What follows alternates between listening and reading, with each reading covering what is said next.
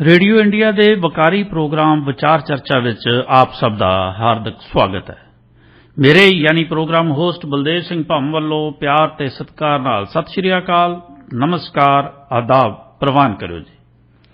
तुसी जुड़े हो रेडियो इंडिया KRPA 1110 AM नाल, जो तुहाडा अपना रेडियो है, जो तुहाडे हक्कां हितां लई हिक डा के लड़न खड़न दा हिया रखदा है। जेकर तुसी सारी दुनिया विच किते भी बैठ के साडे नाल लाइव जुड़ना चाहुंदे हो, सानू लाइव सुनना चाहुंदे हो, ਤਾਂ ਸਾਡੀ ਵੈਬਸਾਈਟ ਨੋਟ ਕਰ ਲਓ www.radioindia.ca। ਇਸ ਵੈਬਸਾਈਟ ਤੇ ਜਾ ਕੇ ਤੁਸੀਂ ਸਾਨੂੰ ਲਾਈਵ ਸੁਣ ਸਕਦੇ ਹੋ ਜੀ। ਤੁਹਾਡੀ ਲੋੜ ਨੂੰ ਮਹਿਸੂਸ ਕਰਦੇ ਹਾਂ ਅਸੀਂ ਸੋਸ਼ਲ ਮੀਡੀਆ ਤੇ ਵੀ ਆਪਣੇ ਆਪ ਨੂੰ ਪੂਰੀ ਤਰ੍ਹਾਂ ਅਪਡੇਟ ਰੱਖਿਆ ਹੋਇਆ ਹੈ। ਫੇਸਬੁੱਕ ਤੇ ਉੱਪਰ ਸਾਡਾ ਪੇਜ ਹੈ ਰੇਡੀਓ ਇੰਡੀਆ, ਜਿੱਥੇ ਜਾ ਕੇ ਤੁਸੀਂ ਸਭ ਤੋਂ ਪਹਿਲਾ ਕੰਮ ਇਹ ਕਰਨਾ ਕਿ ਸਾਨੂੰ ਲਾਈਕ ਤੇ ਫਾਲੋ ਕਰਿਓ ਜੀ। ਉਸ ਤੋਂ ਬਾਅਦ ਤੁਸੀਂ ਕਮੈਂਟ ਬਾਕਸ ਦੇ ਵਿੱਚ ਜਾ ਕੇ ਆਪਣੇ ਕੀਮਤੀ ਸੁਝਾਅ ਜਿਹੜੇ ਸਾਡੇ ਪ੍ਰੋਗਰਾਮਾਂ ਦੀ ਖੂਬਸੂਰਤੀ ਲਈ ਜ਼ਰੂਰੀ ਹੋਣ ਉਹ ਦਰਜ ਕਰ ਸਕਦੇ ਹੋ, ਤਾਂ ਜੋ ਅਸੀਂ ਆਪਣੇ प्रोग्रामां नूं तुहाडी इच्छा के अनुसार ढाल सकीए। सो इस तो इलावा जेकर ट्विटर ते इंस्टाग्राम ते तुसीं सानू फॉलो करना चाहुंदे हो तो साडी आईडी है रेडियो इंडिया 1110 करके। इस तो इलावा रेडियो इंडिया का एक अपना ऐप भी है जोड़ा गूगल प्ले स्टोर ते भी और एप्पल प्ले स्टोर ते भी मौजूद है। तुसीं वो डाउनलोड करके सीधा भी साडे नाल हमेशा जुड़े रह सकते हो। सो इस तो इलावा जेकर तुसीं साडे प्रोग्राम के संबंध विच कोई अपने विचार देना चाहो ਤਾਂ ਵੈਬਸਾਈਟ ਦੇ ਸਾਡੇ ਜਿਹੜਾ ਪੇਜ ਹੈ ਜਿਹੜਾ ਸੋਸ਼ਲ ਮੀਡੀਆ ਦਾ ਫੇਸਬੁੱਕ ਦਾ ਰੇਡੀਓ ਇੰਡੀਆ, ਉੱਥੇ ਜਾ ਕੇ ਤੁਸੀਂ ਆਪਣੇ ਜਿਹੜੇ ਹੈ ਅੱਜ ਦੇ ਪ੍ਰੋਗਰਾਮ ਬਾਰੇ ਸੁਝਾਅ ਜਾਂ ਇਹਨਾਂ ਦੇ ਚੰਗਾ ਜਾਂ ਤੁਹਾਨੂੰ ਕੀ ਚੰਗਾ ਲੱਗਿਆ ਕੀ ਨਹੀਂ ਚੰਗਾ ਲੱਗਿਆ ਉਹ ਜ਼ਰੂਰ ਦੱਸ ਸਕਦੇ ਹੋ, ਤਾਂ ਜੋ ਅਸੀਂ ਆਪਣੇ ਪ੍ਰੋਗਰਾਮਾਂ ਦੇ ਵਿੱਚ ਉਸ ਪੱਧਰ ਦਾ ਸੁਧਾਰ ਜਿਹੜਾ ਉਹ ਕਰ ਸਕੀਏ। ਸੋ ਅੱਜ ਦਾ ਸਾਡਾ ਜਿਹੜਾ ਵਿਸ਼ਾ ਹੈ ਅਸੀਂ ਉਸ ਵੱਲ ਵਧਦੇ ਹਾਂ। ਸਾਡਾ ਅੱਜ ਦਾ ਵਿਸ਼ਾ ਹੈਗਾ ਕਿ ਪੰਜਾਬ ਦੇ ਨਾਲ ਭਾਰਤ ਦੇ ਨਾਲ ਸਿੱਖ ਕੌਮ ਦੇ ਨਾਲ ਸੰਬੰਧਿਤ ਬਹੁਤ ਸਾਰੇ ਅਜਿਹੇ ਮਸਲੇ ਨੇ ਜਿਹੜੇ ਤੁਹਾਡੇ ਨਾਲ ਵਿਚਾਰਨੇ ਬਹੁਤ ਜ਼ਰੂਰੀ ਨੇ, ਔਰ ਉਸ ਲਈ ਅਸੀਂ ਵਿਚਾਰ ਚਰਚਾ ਪ੍ਰੋਗਰਾਮ ਦਾ ਪਲੇਟਫਾਰਮ ਇਸਤੇਮਾਲ ਕਰਦੇ ਹਾਂ। ਔਰ ਹਮੇਸ਼ਾ ਸਾਡੇ ਨਾਲ ਇਸ ਮਹੀਨ ਜਾਣਕਾਰੀ ਦੇ ਲਈ ਇੱਕ ਸ਼ਖਸੀਅਤ ਹਰ ਮੰਗਲਵਾਰ ਨੂੰ ਸ਼ਾਮ ਨੂੰ ਜੁੜਦੀ ਹੈ। ਤੁਸੀਂ ਜਾਣ ਹੀ ਗਏ ਹੋਵੋਗੇ, ਮੇਰੀ ਮੁਰਾਦ ਹੈ ਰਣਜੀਤ ਸਿੰਘ ਜੀ ਕੁੱਕੀ ਗਿੱਲ, ਜਿਨ੍ਹਾਂ ਦਾ ਸਿੱਖ ਕੌਮ ਲਈ ਬਹੁਤ ਵੱਡਾ ਯੋਗਦਾਨ ਹੈ। ਉਹ ਸਾਡੇ ਨਾਲ ਜੁੜ ਚੁੱਕੇ ਨੇ। ਗਿੱਲ ਸਾਹਿਬ, ਤੁਹਾਡਾ ਸਵਾਗਤ ਹੈ ਜੀ ਰੇਡੀਓ ਇੰਡੀਆ ਤੇ। Thank you so much for having me. Thank you ਜੀ। ਉਹ ਗਿੱਲ ਸਾਹਿਬ, ਅਸੀਂ ਅਕਸਰ ਪਿਛਲੇ ਤਾਂ ਕਾਫੀ ਸਮੇਂ ਤੋਂ ਇੱਕ ਸ਼ਬਦ ਬੜਾ ਸੁਣ ਰਹੇ ਹਾਂ, ਸਿੱਖ ਸ਼ਖਸੀਅਤਾਂ। ਸਿੱਖ ਸ਼ਖਸੀਅਤਾਂ ਜਿਹੜੀਆਂ ਉਹ ਜਾ ਕੇ ਪ੍ਰਧਾਨ ਮੰਤਰੀ ਨੂੰ ਮਿਲਦੀਆਂ, ਸਿੱਖ ਸ਼ਖਸੀਅਤਾਂ ਜਾ ਕੇ ਕੋਈ ਹੋਰ ਫੈਸਲੇ ਲੈਂਦੀਆਂ, ਪਰ ਸਾਨੂੰ ਸਮਝ ਨਹੀਂ ਲੱਗੀ ਵੀ ਉਹ ਕਿਸ ਪੱਧਰ ਦੀਆਂ ਸਿੱਖ ਸ਼ਖਸੀਅਤਾਂ ਨੇ। ਅਸੀਂ ਜਾਣਨਾ ਚਾਹੁੰਦੇ ਹਾਂ ਕਿ ਅਸਲ ਵਿੱਚ ਸਿੱਖ ਸ਼ਖਸੀਅਤਾਂ ਜਿਹੜੀਆਂ ਹੈ ਕੌਣ ਨੇ ਜੀ, ਕੀ ਇਹਨਾਂ ਦੀ ਪਰਿਭਾਸ਼ਾ ਕੀ ਹੈ ਸਿੱਖ ਸ਼ਖਸੀਅਤਾਂ ਦੀ? ਜਿਹੜਾ ਨਾ ਬਲਦੇਵ ਜੀ ਭਾਰਤੀ ਨਿਜ਼ਾਮ ਆ ਨਾ ਹੁਣ ਜੀ, ਜਿਹਦੀ ਕਿ ਸੋਵਰਨ ਰੇਟਿੰਗਸ ਜਿਹੜੀਆਂ ਨੇ ਜੀ ਉਹ ਹੁਣ ਅੰਤਰਰਾਸ਼ਟਰੀ ਚਰਚਾ ਦਾ ਵਿਸ਼ਾ ਨੇ ਜੀ, ਕਿਉਂਕਿ ਉਹ ਸੋਵਰਨ ਤੋਂ ਜੰਕ ਵੱਲ ਵਧ ਰਹੀਆਂ ਨੇ। ਜੀ ਜੀ, ਜੰਕ ਹੁੰਦਾ ਕਿ ਬਿਲਕੁਲ ਕਿਰਕਰਾਪਣਾ ਵੱਲ ਵਧ ਰਹੇ ਨੇ, ਜਿਵੇਂ ਸ਼੍ਰੀਲੰਕਾ 'ਚ ਹੋ ਰਿਹਾ ਜੀ। ਇਹ ਮੈਂ ਨਹੀਂ ਕਹਿ ਰਿਹਾ, ਵਰਲਡ ਗਵਰਨੈਂਸ ਇੰਡੀਕੇਟਰਸ ਕਹਿ ਰਹੇ ਨੇ ਜੀ, ਜਿਹਦੇ ਬਾਰੇ ਗਵਰਨਮੈਂਟ ਆਫ ਇੰਡੀਆ ਵਿੱਚ ਵੀ ਵਿਚਾਰ ਚਰਚਾ ਚੱਲ ਰਹੀ ਹੈ ਜੀ। ਇੱਥੇ ਇਦਾਂ ਦਾ ਨਿਜ਼ਾਮ ਆ ਜਿਹੜਾ ਇਹ ਜਿਹੜੀ ਚੀਜ਼ਾਂ ਸ਼ਖਸੀਅਤਾਂ ਦੀ ਗੱਲ ਕਰਦੇ ਇਹ ਫॉर ਡੈਮੋਗੋਗਸ ਜੀ, facts and logic are of little use. ਜਿਹੜੇ ਇਸ ਤਰ੍ਹਾਂ ਦੇ ਨਿਜ਼ਾਮ ਲਈ ਨਾ ਕੋਈ ਹਕੀਕਤ ਜਾਂ ਕੋਈ ਜ਼ਮੀਨੀ ਪੱਧਰ ਦਾ ਵਿਵਾਦ ਕੁਛ ਮੀਨ ਹੀ ਨਹੀਂ ਰੱਖਦਾ ਜੀ, ਸਿਰਫ ਉਹਨਾਂ ਦਾ ਸ਼ਰਿਲ ਰੈਟਰਿਕ ਆ ਜੀ। ਉਹ ਇੱਕ ਤਰਜ ਦੇਣਾ ਚਾਹੁੰਦੇ ਵੀ ਅਸੀਂ ਆਊਟਰੀਚ ਕਰ ਰਹੇ ਹਾਂ ਜੀ, ਤਾਂ ਕਿ ਉਹ ਚੀਜ਼ ਉਹਨਾਂ ਦੇ ਮਫਾਦਾਂ ਨੂੰ ਹੋਰ ਅੱਗੇ ਵਧਾਵੇ ਜੀ। ਜੀ ਇੰਡੀਆ ਦੀ ਜਿਹੜੀ ਸੋਵਰਨ ਰੇਟਿੰਗ ਜਿਵੇਂ ਡਿੱਗ ਰਹੀ ਆ, ਉਹ ਡਿੱਗ ਕਿਉਂ ਰਹੀ ਆ ਵੀ ਇੱਥੇ ਪੋਲੀਟੀਕਲ ਸਟੇਬਿਲਿਟੀ ਦੀ ਘਾਟ ਆ ਜੀ। ਵੇ ਆਫ ਗਵਰਨੈਂਸ ਤੇ ਕੁਐਸਚਨ ਹੋ ਰਹੇ ਨੇ ਵਰਲਡ ਵੱਲੋਂ ਜੀ। ਜਰਨਲਿਸਟ ਦੀ ਸੇਫਟੀ ਬਾਰੇ ਗੱਲਾਂ ਹੋ ਰਹੀਆਂ ਨੇ ਜੀ, ਕਿ ਜਰਨਲਿਜ਼ਮ ਜਿਹੜੀ ਹੈਗੀ ਐਟ ਦੀ ਵਰਸਟ ਮਨਾਰ ਹੈਗੀ ਆ। One of the most dangerous countries in the world, India is considered as such ਜੀ ਜੀ। ਜਿੱਥੇ ਪਬਲਿਕ ਜਿਹੜੀ ਹੈਗੀ ਆ ਉਹ ਇਹ ਕਹਿ ਰਹੀ ਆ ਕਿ ਸਭ ਤੋਂ ਮਸਰੂਫ ਹੈ जी, अंधेरों की खरीदारी में जी। ये सब तो मसरूफ है अंधेरों की खरीदारी में जी। हम यहाँ क्षमाओं की दुकान सजाए बैठे जी। असी इत्थे ਇੱਕ ਆਸਾਂ ਦੀ ਦੁਕਾਨ ਸਜਾਏ ਬੈਠੇ ਆ। ਉਸ ਸੰਦਰਭ ਵਿੱਚ ਸ਼ਖਸੀਅਤਾਂ ਮਿਲ ਰਹੀਆਂ ਨੇ ਆਪਣੇ ਅੱਗੇ। ਜੇ ਇਸ ਹਫ਼ਤੇ ਦੀ ਹੀ ਗੱਲ ਕਰੀਏ ਆਪਾਂ ਜੀ ਆਪਣੇ ਅੱਗੇ ਉਹਨਾਂ ਸ਼ਖਸੀਅਤਾਂ ਦਾ ਇਤਿਹਾਸ ਮੌਜੂਦ ਆ ਜੀ ਜਿਨ੍ਹਾਂ ਨੇ ਦੁਨੀਆ ਦੇ ਤਖਤੇ ਤੇ ਜੀ ਉਸ ਤਰ੍ਹਾਂ ਦਾ ਇਤਿਹਾਸ ਸਿਰਜਿਆ ਜਿਹਨੂੰ ਅੱਜ ਵੀ ਸੁਨਹਿਰੀ ਅੱਖਰਾਂ 'ਚ ਲਿਖਿਆ ਜਾਂਦਾ। ਮਿਸਾਲ ਵਜੋਂ ਬਾਬਾ ਬੰਦਾ ਸਿੰਘ ਬਹਾਦਰ ਨੇ ਜੀ ਇਸੇ ਜਿਹੜਾ ਹੁਣ ਤੁਹਾਡੇ 10 ਮਈ ਆ ਜੀ 10 ਮਈ 12 ਮਈ 1710 ਨੂੰ ਜੀ ਸਰਹੰਦ ਫਤਿਹ ਕੀਤਾ ਸੀ ਜੀ। ਜਦੋਂ 1708 ਵਿੱਚ ਉਹ ਚੱਲੇ ਨੇ ਨੰਦੇੜ ਸਾਹਿਬ ਤੋਂ ਗੁਰੂ ਗੋਬਿੰਦ ਸਿੰਘ ਦੀ ਸਹੁੰ ਲੈ ਕੇ ਜੀ ਗੁਰੂ ਸਾਹਿਬ ਨੇ ਉਹਨਾਂ ਨਾਲ 5 ਸਲਾਹ ਮਸ਼ਵਰੇ ਲਈ ਬੰਦੇ ਦਿੱਤੇ ਸੀ। ਭਾਈ ਵਿਨੋਦ ਸਿੰਘ, ਭਾਈ ਬਾਜ ਸਿੰਘ, ਭਾਈ ਕਾਹਨ ਸਿੰਘ, ਭਾਈ ਦਿਆਲ ਸਿੰਘ, ਭਾਈ ਰਣ ਸਿੰਘ ਨਾਲ 20 ਸਿੱਖ ਹੋਰ ਦਿੱਤੇ ਸੀ। ਜਦ ਤਾਈਂ ਉਹ ਕਾਫਲਾ ਸਰਹੰਦ ਪਹੁੰਚਿਆ ਜੀ ਉਸ ਕਾਫਲੇ ਵਿੱਚ ਇਕੱਲੇ ਸਿੱਖ ਨਹੀਂ ਸੀ ਕਿਉਂਕਿ ਉੱਥੋਂ ਆਪਾਂ ਇੱਕ ਰਾਜ ਸਿਰਜਣਾ ਸੀ ਜਿੱਥੇ ਆਪਣੇ ਸਾਹਿਬਜ਼ਾਦੇ ਨੀਹਾਂ 'ਚ ਚਿਣੇ ਗਏ ਸੀ ਜੀ ਉਸ ਕੰਧਾਂ ਦਾ ਜਵਾਬ ਦੇਣ ਆਏ ਸੀ ਜੀ। ਜਿਵੇਂ ਹੁਣ ਅੱਜ ਕੱਲ੍ਹ ਤੁਹਾਡੇ ਬਾਹਰ ਬੈਠੇ ਫੋਕੀਆਂ ਧਮਕੀਆਂ ਦੇ ਰਿਹਾ ਨਾ ਇੱਥੇ ਚੀਫ ਮਿਨਿਸਟਰਾਂ ਨੂੰ ਜੀ ਉਹਨਾਂ ਨੂੰ ਇਤਿਹਾਸ ਪੜ੍ਹ ਲੈਣਾ ਚਾਹੀਦਾ। ਇਤਿਹਾਸ ਸਿੱਖਾਂ ਦਾ ਕੀ ਆ? ਸਿੱਖ ਕਦੀ ਧਮਕੀ ਨਹੀਂ ਦਿੰਦਾ, ਜਵਾਬ ਦਿੰਦਾ ਜੀ। ਉਹਨਾਂ ਨੇ ਉਦੋਂ ਤੱਕ ਉਹਨਾਂ ਨਾਲ 5000 ਮੁਸਲਮਾਨ ਸੀ ਜੀ ਬਹੁ ਗਿਣਤੀ ਵਿੱਚ ਦਲਿਤ ਸੀ ਜੀ ਸਿੱਖ ਸੀ ਰਾਜਪੂਤ ਸੀ ਜਾਟ ਸੀ ਜੀ ਹਿੰਦੂ ਸੀ ਉਹਨਾਂ ਦੀ ਫੌਜ ਵਿੱਚ ਸੀ ਬਾਬਾ ਬੰਦਾ ਸਿੰਘ ਬਹਾਦਰ ਜੀ। ਉਸ ਫੌਜ ਨੇ ਮੁਗਲ ਸ਼ਹਿਨਸ਼ਾਹ ਨੂੰ ਲਲਕਾਰਿਆ ਸੀ ਤੇ ਲਲਕਾਰ ਕੇ ਉਹਨਾਂ ਨੇ ਉਹਦਾ ਮਲੀਆ ਮੇਟ ਵੀ ਕੀਤਾ ਸੀ ਜੀ ਬਿਲਕੁਲ ਤੇ ਖਾਲਸਾ ਰਾਜ ਸਥਾਪਿਤ ਕੀਤਾ ਸੀ ਅੱਜ ਦੇ ਦਿਨਾਂ 'ਚ ਜੀ ਬਿਲਕੁਲ 1710 ਵਿੱਚ ਜੀ। ਆਪਾਂ ਨੂੰ ਇਹ ਗੱਲਾਂ ਕਰਨੀਆਂ ਚਾਹੀਦੀਆਂ ਆਪਣੇ ਗੁਰੂ ਘਰਾਂ ਵਿੱਚ ਵੀ ਇਹ ਆਹ ਵੇਲਾ ਆਪਣੇ ਲਈ ਕੀ ਅਹਿਮੀਅਤ ਰੱਖਦਾ ਜੀ। ਕਿਵੇਂ ਆਪਣੇ ਅੱਗੇ ਇਸੇ ਸਮੇਂ ਦੌਰਾਨ ਹੀ ਬਾਬਾ ਜੱਸਾ ਸਿੰਘ ਆਹਲੂਵਾਲੀਆ ਹੋਏ ਨੇ ਜੀ ਬਾਬਾ ਜੱਸਾ ਸਿੰਘ ਰਾਮਗੜੀਆ ਹੋਏ ਨੇ ਜੀ ਜਿਨ੍ਹਾਂ ਨੇ ਭਾਈ ਬਗੇਲ ਸਿੰਘ ਨਾਲ ਰਲ ਕੇ ਦਿੱਲੀ ਦਾ ਲਾਲ ਕਿਲ੍ਹਾ ਫਤਿਹ ਕੀਤਾ ਸੀ। ਉਹ ਵੀ ਇਹਨਾਂ ਦਿਨਾਂ ਦੀ ਗੱਲ ਆ ਜੀ ਜੀ ਜੀ ਜੀ। ਉਹ ਸ਼ਖਸੀਅਤਾਂ ਦਾ ਇਹਨਾਂ ਤਰੀਕਾਂ ਨਾਲ ਸੁਮੇਲ ਖਾਂਦਾ ਬਿਲਕੁਲ। ਇਹਨਾਂ ਤੋਂ ਸਿੱਖੋ। ਇੱਥੇ ਪੰਜਾਬ ਜਿਹੜਾ ਹੈਗਾ ਨਾ ਤੇ ਜਿਹੜੀ ਪੰਜਾਬ ਦੇ ਵਿੱਚ ਸਿੱਖਾਂ ਨੂੰ ਲੀਡ ਕਰਨ ਵਾਲੀ ਪਾਰਟੀ ਸੀ ਅਕਾਲੀ ਦਲ ਜੀ ਅੱਜ ਉਹ ਆਪਣੇ ਵਜੂਦ ਲਈ ਲੜ ਰਿਹਾ ਜੀ ਜੀ ਜੀ। ਉਹ ਕਹਿੰਦੇ ਆ ਨਾ ਵੀ Punjab and Akali Dal is like a land who lost its flow ਜਿਹੜਾ ਆਪਣੀ ਰਗਾਂ ਗਵਾ ਚੁੱਕਿਆ ਜੀ ਜੀ ਆਪਣਾ ਮੁੱਦੇ ਗਵਾ ਚੁੱਕਿਆ ਆਪਣੇ ਕੰਟੈਂਟ ਗਵਾ ਚੁੱਕਿਆ ਜੀ ਨਹੀਂ। ਇਸ ਕਰਕੇ ਬੜੀ ਚਿੰਤਾ ਦੇ ਵਿਸ਼ੇ ਨੇ। ਇਹਨਾਂ ਨੂੰ ਗੁਰਬਾਣੀ ਪੜ੍ਹੋ ਮੈਂ ਕਹਿੰਦਾ ਗੁਰਦੁਆਰਿਆਂ ਵਿੱਚ ਹੋਣਾ ਚਾਹੀਦਾ ਪਰ ਉਸ ਤੋਂ ਇਲਾਵਾ ਜਿਹੜੇ ਸੋਸ਼ੋ ਕਲਚਰਲ ਪੋਲੀਟੀਕਲ ਇਸ਼ੂਜ਼ ਨੇ ਹਿਸਟੋਰਿਕ ਫੈਕਟਸ ਨੇ ਜੀ ਜੀ ਉਹਨਾਂ ਬਾਰੇ ਵਿਚਾਰ ਹੋਣੀ ਚਾਹੀਦੀ। ਇਹਨਾਂ ਹਿਸਟੋਰਿਕ ਫੈਕਟਸ ਨਹੀਂ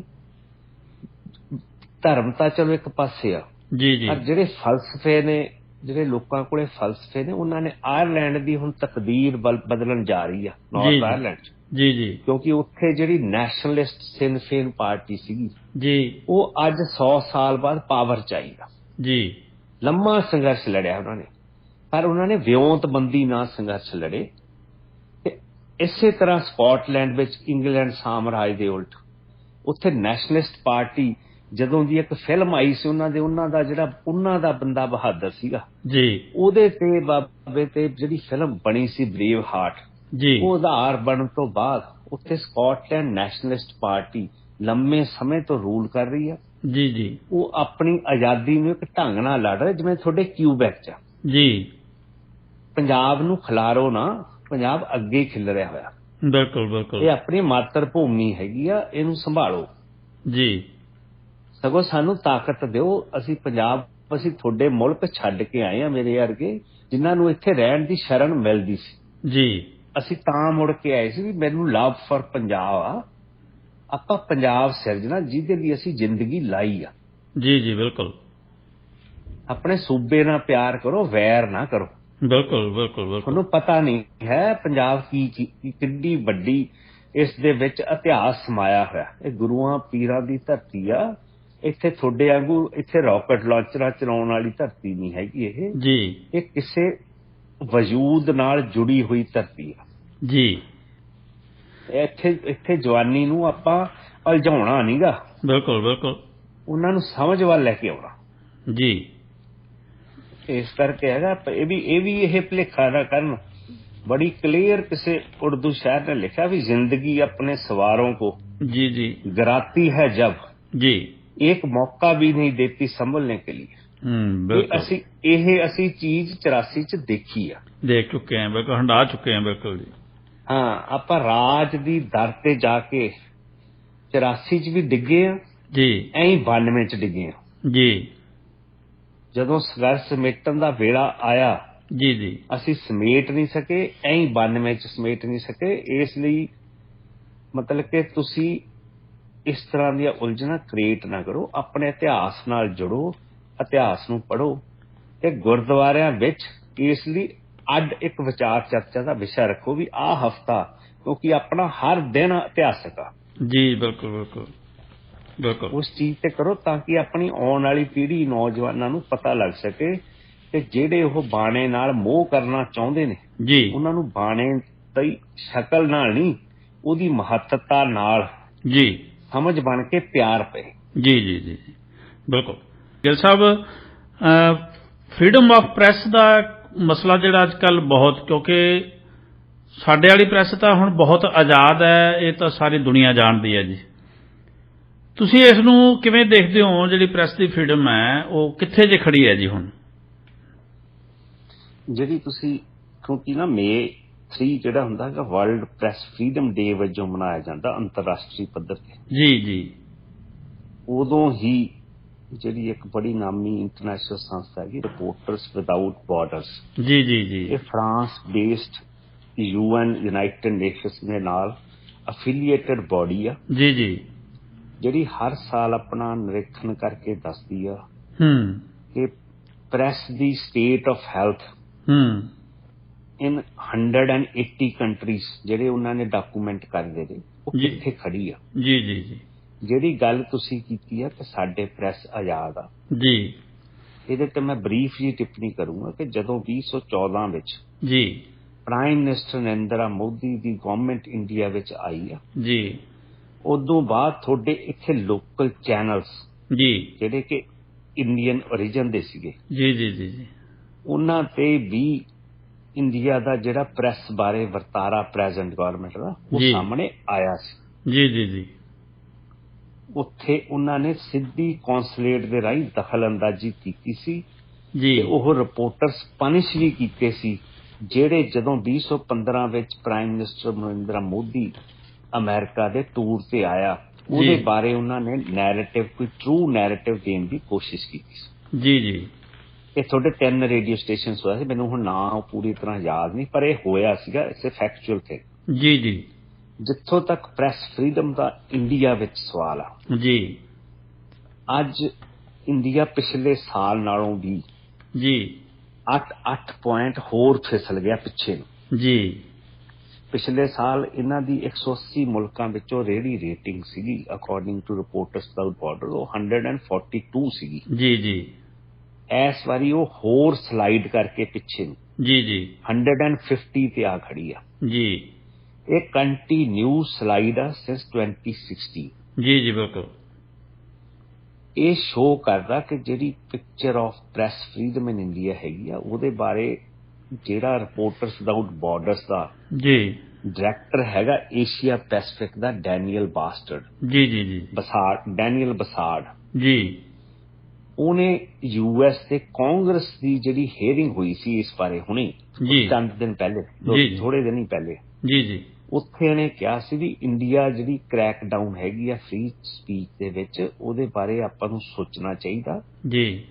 ਅਸੀਂ ਨਹੀਂ ਚਾਹੁੰਦੇ ਕਿ ਇੰਡੀਆ ਵੀ ਇੱਕ ਚਾਈਨਾ ਬਣੇ, ਕਿਉਂਕਿ China is considered as the worst offender as for as press freedom is concerned. ਜੀ ਜੀ। ਪਰ ਇੰਡੀਆ ਬਹੁਤ ਤੇਜ਼ੀ ਨਾਲ ਆਪਣੇ ਕਦਮ ਉਧਰ ਨੂੰ ਲੈ ਕੇ ਜਾ ਰਿਹਾ। ਜੀ।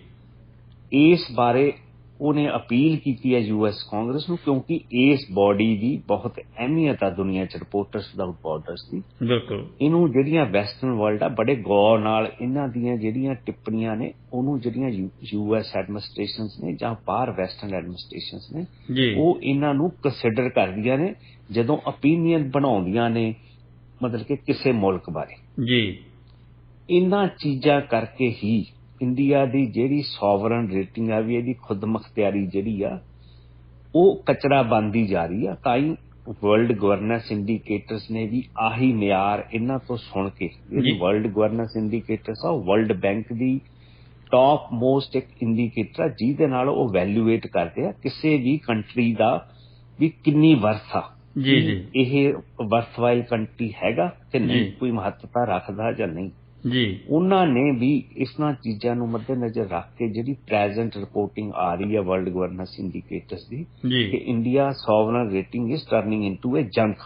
ਇਹ ਉਹਨਾਂ ਦਾ ਮਤਲਬ ਕਿ ਉਹਨਾਂ ਦੀ ਹੈਡਿੰਗ ਹੈ ਇਸ ਚੀਜ਼ ਨਾਲ। ਜਿਹੜੇ ਇੱਥੇ ਜਰਨਲਿਜ਼ਮ ਹੈਗੀ ਆ ਬਹੁਤ ਫੈਲੀ ਬਹੁਤ ਹੈਗੀ। ਜਦ ਦੀ ਇਹਨਾਂ ਨੇ ਡਾਕਟਰ ਮਨਮੋਹਨ ਸਿੰਘਾਂ ਨੇ ਇਕੋਨਮੀ ਖੋਲੀ 90s ਦੇ ਵਿੱਚ, ਪਹਿਲੇ ਤਾਂ ਸਿਰਫ ਦੂਰਦਰਸ਼ਨ ਹੀ ਹੁੰਦਾ ਸੀ ਜਾਂ ਚੰਦ ਅਖਬਾਰ ਹੁੰਦੇ ਸੀ। ਪਰ ਅੱਜ ਵੀ 4 ਬੰਦਿਆਂ ਦੀ ਮੋਨੋਪੋਲੀ ਆ, Times of India, Hindustan Times, Hindu ਅਖਬਾਰ, ਹਿੰਦੂ ਗਰੁੱਪ ਹੈਗਾ ਬਹੁਤ ਵੱਡਾ, ਰਿਲਾਇੰਸ ਗਰੁੱਪ ਆ।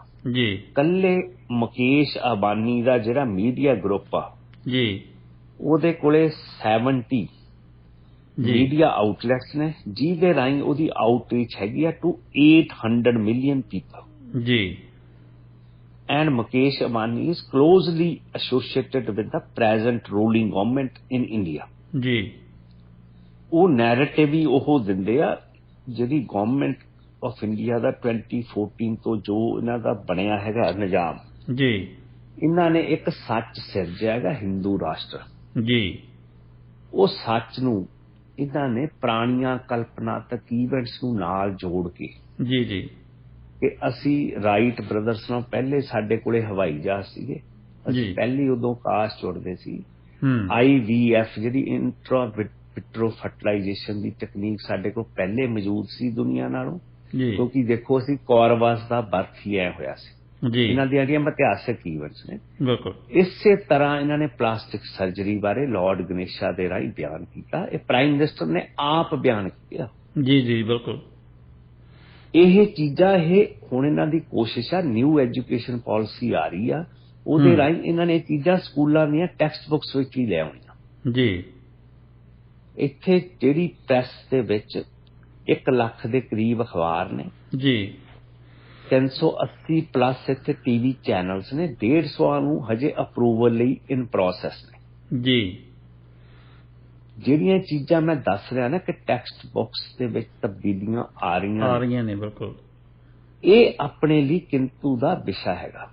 ਹੁਣੇ ਇੰਡੀਆ ਦੇ ਟੌਪ ਮੋਸਟ ਜਿਹੜਾ ਐਕਟਰ ਹੈਗਾ, ਬੜਾ ਨਾਮੀ ਹਸਤੀ ਆ, ਨਸਰੁਦੀਨ ਸ਼ਾਹ,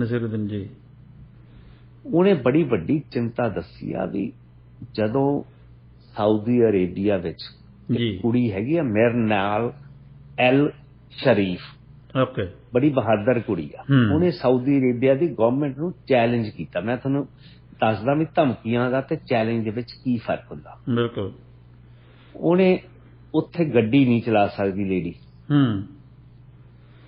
ਹੁਣ ਥੋੜੀਆਂ ਤਬਦੀਲੀਆਂ ਉਹਨਾਂ ਨੇ ਕੀਤੀਆਂ ਨੇ। ਉਹਨੇ ਕੁਝ ਸਾਲ ਪਹਿਲੇ ਗੱਡੀ ਚਲਾਈ ਖੁੱਲ੍ਹੇਆਮ ਐਜ਼ ਏ ਲੇਡੀ, ਉਹ ਫੜੀ ਗਈ, ਉਹਨੂੰ 7 ਸਾਲ ਸਜ਼ਾ ਹੋਈ। ਜਦੋਂ ਹੁਣ ਉਹ ਬਾਹਰ ਆਈ ਉਹਨੂੰ ਪੁੱਛਿਆ ਵੀ ਤੈਨੂੰ ਕੋਈ ਹੈ ਪਛਤਾਵਾ ਜਾਂ ਕਿਵੇਂ, ਕਹਿੰਦੀ ਵੀ ਜਦੋਂ ਮੀਂਹ ਪੈਂਦਾ ਨਾ ਪਹਿਲੇ ਇੱਕ ਬੂੰਦ ਹੀ ਡਿੱਗਦੀ ਆ। ਇਸ ਲਈ ਇੱਥੋਂ ਜਿਹੜੀਆਂ ਆਹ ਗਿੱਦੜ ਭਮਕੀਆਂ ਮਾਰਦੇ ਨੇ ਚੀਫ ਮਿਨਿਸਟਰ ਹਿਮਾਚਲ ਨੂੰ, ਹੁਣ ਹੈਗਾ ਇਸ ਟਾਈਮ ਤੇ ਹੌਲੀਡੇ ਸੀਜ਼ਨ ਹੁੰਦਾ, ਸਮਰ ਵੈਕੇਸ਼ਨਸ ਦਾ ਸੀਜ਼ਨ ਆ। ਬਹੁਤ ਆਪਣੇ ਸਿੱਖਾਂ ਨੇ ਹਿਮਾਚਲ ਚ ਜਾਣਾ। ਬਿਲਕੁਲ ਦੇਖਿਓ ਕਿਤੇ ਤੁਹਾਡੇ ਫੋਕੇ ਜਿਹੜੇ ਤੁਸੀਂ ਨਿਸ਼ਾਨ ਸਾਹਿਬ ਨੂੰ ਲਾ ਕੇ ਖਾਲਿਸਤਾਨ ਦੇ ਝੰਡੇ ਦੱਸ ਰਹੇ ਆ ਨਾ, ਕਿਤੇ ਸਿੱਖਾਂ ਨੂੰ ਉੱਥੇ ਫੇਰ ਨਾ ਲਹੂ ਲੁਹਾਨ ਹੋਣਾ ਪਵੇ, ਫੇਰ ਸਾਡੇ ਵਾਲਿਆਂ ਵੱਲ, ਸਾਡੇ ਵਰਗਿਆਂ ਵੱਲ ਝਾਕੋਗੇ ਵੀ ਉੱਠੋ। ਬਿਲਕੁਲ ਸਹੀ ਗੱਲ। ਇਸ ਲਈ ਜਿਹੜੀ ਪ੍ਰੈਸ ਦੀ ਇੱਥੇ ਦੁਰਦਸ਼ਾ ਇੰਨੀ ਆ ਕਿ ਹਰ ਸਾਲ 4 ਪੱਤਰਕਾਰ ਤਕਰੀਬਨ ਮਾਰੇ ਜਾਂਦੇ ਨੇ। ਪਿਛਲੇ 10 ਸਾਲਾਂ ਵਿੱਚ 55 ਦੇ ਕਰੀਬ ਜਿਹੜੇ ਪ੍ਰੈਸ ਨਾਲ ਜੁੜੇ ਹੋਏ ਜਰਨਲਿਸਟ ਨੇ ਉਹ ਮਾਰੇ ਗਏ ਨੇ, ਬੜੇ ਵਿਸ਼ੇਸ਼ ਤਰੀਕੇ ਨਾਲ ਮਾਰੇ ਗਏ ਨੇ ਜੀ। 135 ਦੇ ਕਰੀਬ ਜਰਨਲਿਸਟ ਅੱਜ ਵੀ ਮੁਕੱਦਮੇ ਭੁਗਤ ਰਹੇ ਨੇ, ਜੇਲ੍ਹਾਂ 'ਚ ਨੇ। India is considered as the darkest place for journalism. ਉਹਦੇ 'ਚ ਹੈਗਾ ਵੀ ਜਾਂ ਤਾਂ ਮੇਰੀ ਰਾਹ ਚੱਲੂਗੀ, ਆਈਦਰ ਮਾਈ ਵੇ ਔਰ ਦੀ ਹਾਈਵੇ। ਜੀ ਜੀ ਜੀ। ਉਸ ਦੇ ਬਾਵਜੂਦ ਵੀ ਇੰਡੀਅਨ ਪ੍ਰੈਸ ਜਿਹੜੀ ਹੈਗੀ ਸਟਰਗਲ ਕਰਕੇ ਵੀ ਅੱਜ ਜਿੰਦਾ ਹੈਗੀ ਆ। ਹਜੇ ਵੀ ਜਦੋਂ ਅਰਨ ਸ਼ੂਰੀ ਬਹੁਤ ਮਸ਼ਹੂਰ ਪੱਤਰਕਾਰ ਹੋ ਗਿਆ, ਉਹਨੇ ਕਿਤਾਬ ਲਿਖੀ ਆ ਹੁਣ, the commissioner of the lost causes ਜੀ। ਉਹ ਕਹਿੰਦਾ ਅਸੀਂ ਉਹ ਵੇਲਾ ਵੀ ਦੇਖਿਆ ਐਮਰਜੈਂਸੀ ਦਾ, ਇੰਦਰਾ ਗਾਂਧੀ ਦਾ, ਜਦੋਂ ਆਟੋਕ੍ਰੈਟਿਕ ਰੂਲ ਸੀ ਜਿਵੇਂ ਹੁਣ ਹੈ ਜੀ। ਹੁਣ ਤਾਂ ਉਦੋਂ ਹੁਣ ਥੋੜਾ ਲੁਕਮਾ ਰੂਲ ਆ, ਉਹਨੇ ਓਪਨ ਚ ਕੀਤਾ ਸੀ। ਬਿਲਕੁਲ ਹੈ ਹੁਣ ਜ਼ਿਆਦਾ ਵਿਸ਼ੇਸ਼ ਜੀ। ਉਹਨੇ ਕਹਿੰਦਾ ਵੀ ਸਾਨੂੰ ਧਮਕੀ ਆਈ ਸੀ ਵੀ ਪੇਪਰ ਤੁਹਾਡਾ ਬੰਦ ਕਰਦਾ, ਕਿਉਂਕਿ ਇੰਡੀਅਨ ਐਕਸਪ੍ਰੈਸ ਨੇ ਉਦੋਂ ਐਮਰਜੈਂਸੀ 'ਚ ਬਹੁਤ ਮਤਲਬ ਕਿ ਖੁੱਲ੍ਹ ਕੇ ਆਵਾਜ਼ ਉਠਾਈ ਸੀ ਇੰਦਰਾ ਗਾਂਧੀ ਦੇ ਖਿਲਾਫ ਜੀ। ਤਾਂ ਫਿਰ ਜਿਹੜਾ ਉਹਦਾ ਮਾਲਕ ਆ ਗੌਨਿਕਾ, ਜਿਹੜਾ ਇੰਡੀਅਨ ਐਕਸਪ੍ਰੈਸ ਨੂੰ ਓਨ ਕਰਦਾ ਜੀ, ਉਹਨੂੰ ਵੀ ਧਮਕੀ ਆਈ ਸੀ। ਉਹਨੇ ਫਿਰ ਇੰਦਰਾ ਗਾਂਧੀ ਨੂੰ ਜਵਾਬ ਦਿੱਤਾ ਸੀ ਵੀ ਜੇ ਤੂੰ ਸਾਡੇ ਪੇਪਰ ਵੱਲ ਝਾਕੀ ਤਾਂ ਮੈਂ ਤੇਰੇ ਪਿਓ ਦੀਆਂ ਜਵਾਹਰ ਲਾਲ ਨਹਿਰੂ ਦੀਆਂ ਜਿਹੜੀਆਂ Mount baton, lady Mount baton ਨੂੰ ਲਿਖੀਆਂ ਹੋਈਆਂ ਜਾਂ ਉਹਦੀਆਂ ਆਪਸ 'ਚ ਉਹਨਾਂ ਦੀ ਕਹਾਵਤ ਸੀਗੀ ਜੀ ਜੀ, ਉਹਦੇ ਬਾਰੇ ਜਿਹੜੀ ਤੇਰੀ ਮਾਂ ਨੂੰ, ਕਮਲਾ ਨੂੰ ਪੀੜ ਸੀਗੀ ਨਾ, ਉਹਦੀਆਂ ਜਿਹੜੀਆਂ ਚਿੱਠੀਆਂ ਜੈ ਪ੍ਰਕਾਸ਼ ਨਾਰਾਇਣ ਦੀ ਵਾਈਫ ਨੂੰ ਲਿਖੀਆਂ ਹੋਈਆਂ ਮੈਂ ਪਬਲਿਕ ਕਰ ਦੂੰਗਾ। ਇੱਥੋਂ ਤੱਕ ਵੀ ਅਰਨ ਸ਼ੂਰੀ ਨੇ ਇਹਨੇ ਹੀ ਖੁਲਾਸਾ ਕੀਤਾ ਕਿ ਜਿਹੜਾ ਦਿੱਲੀ ਵਿੱਚ ਸਿੱਖਾਂ ਦਾ ਪ੍ਰੋਗਰਾਮ ਹੋਇਆ ਜੀ, ਕਾਰਨੇਜ ਹੋਈ, ਉਹਦੇ ਪਿੱਛੇ ਬ੍ਰੇਨ ਬਿਹਾਈਂਡ ਸੀਗਾ ਅਰਨ ਨਹਿਰੂ ਜੀ ਜੀ ਜੀ ਜੀ, ਜਿਹਦੇ ਬਾਰੇ ਕਦੀ ਸਿੱਖ ਆਵਾਮ ਨੇ ਜਾਣਨਾ ਹੀ ਨਹੀਂ ਚਾਹਿਆ ਜੀ। ਬਿਲਕੁਲ, ਕਿਉਂਕਿ ਅਕਾਲੀ ਦਲ ਤਾਂ ਹਮੇਸ਼ਾ ਹੀ ਇੱਕ ਪਰਿਵਾਰਕ ਕੰਟੈਂਟ ਲੱਭਦਾ ਰਿਹਾ ਜੀ। ਉਹਨਾਂ ਨੇ ਕਦੀ ਸਿੱਖ ਕੰਟੈਂਟ ਨੂੰ ਆਪਣਾ ਮੁੱਦਾ ਬਣਾ ਕੇ ਚੱਲੇ ਜੀ, ਖਾਸ ਕਰਕੇ ਪਿਛਲੇ 1984 ਤੋਂ ਬਾਅਦ ਜੀ। ਉਹਨਾਂ ਨੇ ਵਕਤ ਨੂੰ ਚੱਲਣ ਦਿੱਤਾ ਤਾਂ ਕਿ ਉਹਨੂੰ ਆਪਣੇ ਨਾਲ ਹਕੀਕਤ ਨਾਲ ਬਦਲ ਸਕਣ ਜੀ।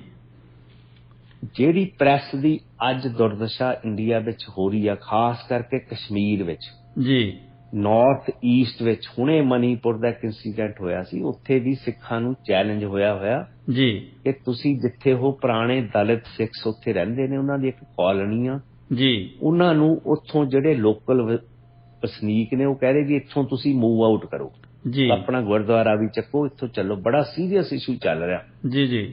ਇਹ ਮੈਂ ਇਸ਼ੂਸ ਤਾਂ ਪ੍ਰੈਸ ਦੇ ਦਿਨ 'ਚ ਉਠਾ ਰਿਹਾ ਕਿ ਜੇ ਆਪਣੇ ਕੋਲੇ ਆਜ਼ਾਦ ਪ੍ਰੈਸ ਨਹੀਂ ਹੋਊਗੀ, ਆਪਾਂ ਨੂੰ ਖਬਰਾਂ ਦਾ ਪਤਾ ਹੀ ਨਹੀਂ ਲੱਗਣਾ ਕਿ ਆਪਣੇ ਨਾਲ ਹੋ ਕੀ ਰਿਹਾ ਜੀ। ਬਿਲਕੁਲ ਬਿਲਕੁਲ।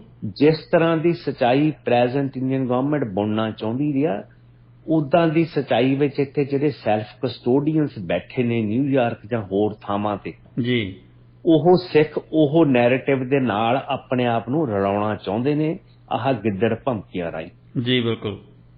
ਆਪਣੇ ਗੁਜਰਾਤ ਵਿੱਚ ਸਿੱਖ ਫਾਰਮਰਸ ਆਪਣੀ ਜ਼ਮੀਨ ਦੀਆਂ ਰਾਈਟਸ ਗਵਾ ਰਹੇ ਨੇ। ਈਵਨ ਪੰਜਾਬ ਵਿੱਚ ਜੀ ਸਿੱਖ ਜਿਹੜਾ ਆਵਾਮ ਹੈ ਇੱਕ ਲੀਡਰਸ਼ਿਪ ਦੀ ਝਾਕ ਰੱਖ ਰਿਹਾ ਜੀ ਜੀ ਜੀ। ਬਿਲਕੁਲ। ਆਪਣੇ ਕੋਲੇ ਕੋਈ ਸਟਰੋਂਗ ਸਿੱਖ ਪ੍ਰੈਸ ਹੈ ਨਹੀਂ ਜੀ।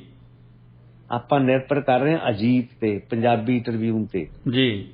ਆਪਣੀ ਕੋਈ ਪ੍ਰੈਸ ਨਹੀਂ ਹੈ, ਕਿਉਂਕਿ ਸ਼੍ਰੋਮਣੀ ਗੁਰਦੁਆਰਾ ਪ੍ਰਬੰਧਕ ਕਮੇਟੀ ਜਿਹਦੀਆਂ ਧਰਮ ਤੋਂ ਇਲਾਵਾ ਸਮਾਜਿਕ ਜ਼ਿੰਮੇਵਾਰੀਆਂ ਸੀ, ਜਿਨ੍ਹਾਂ ਨੇ ਪੋਲੀਟੀਕਲ ਨੈਰੇਟਿਵ ਸਿਰਜਣਾ ਸੀ ਜੀ, ਉਹ ਸਿਰਫ ਇੱਕ ਪਰਿਵਾਰ ਪ੍ਰਸਤੀ ਵਿੱਚ ਤੱਕ ਹੀ ਸੀਮਤ ਰਹਿ ਗਏ ਜੀ ਜੀ ਜੀ।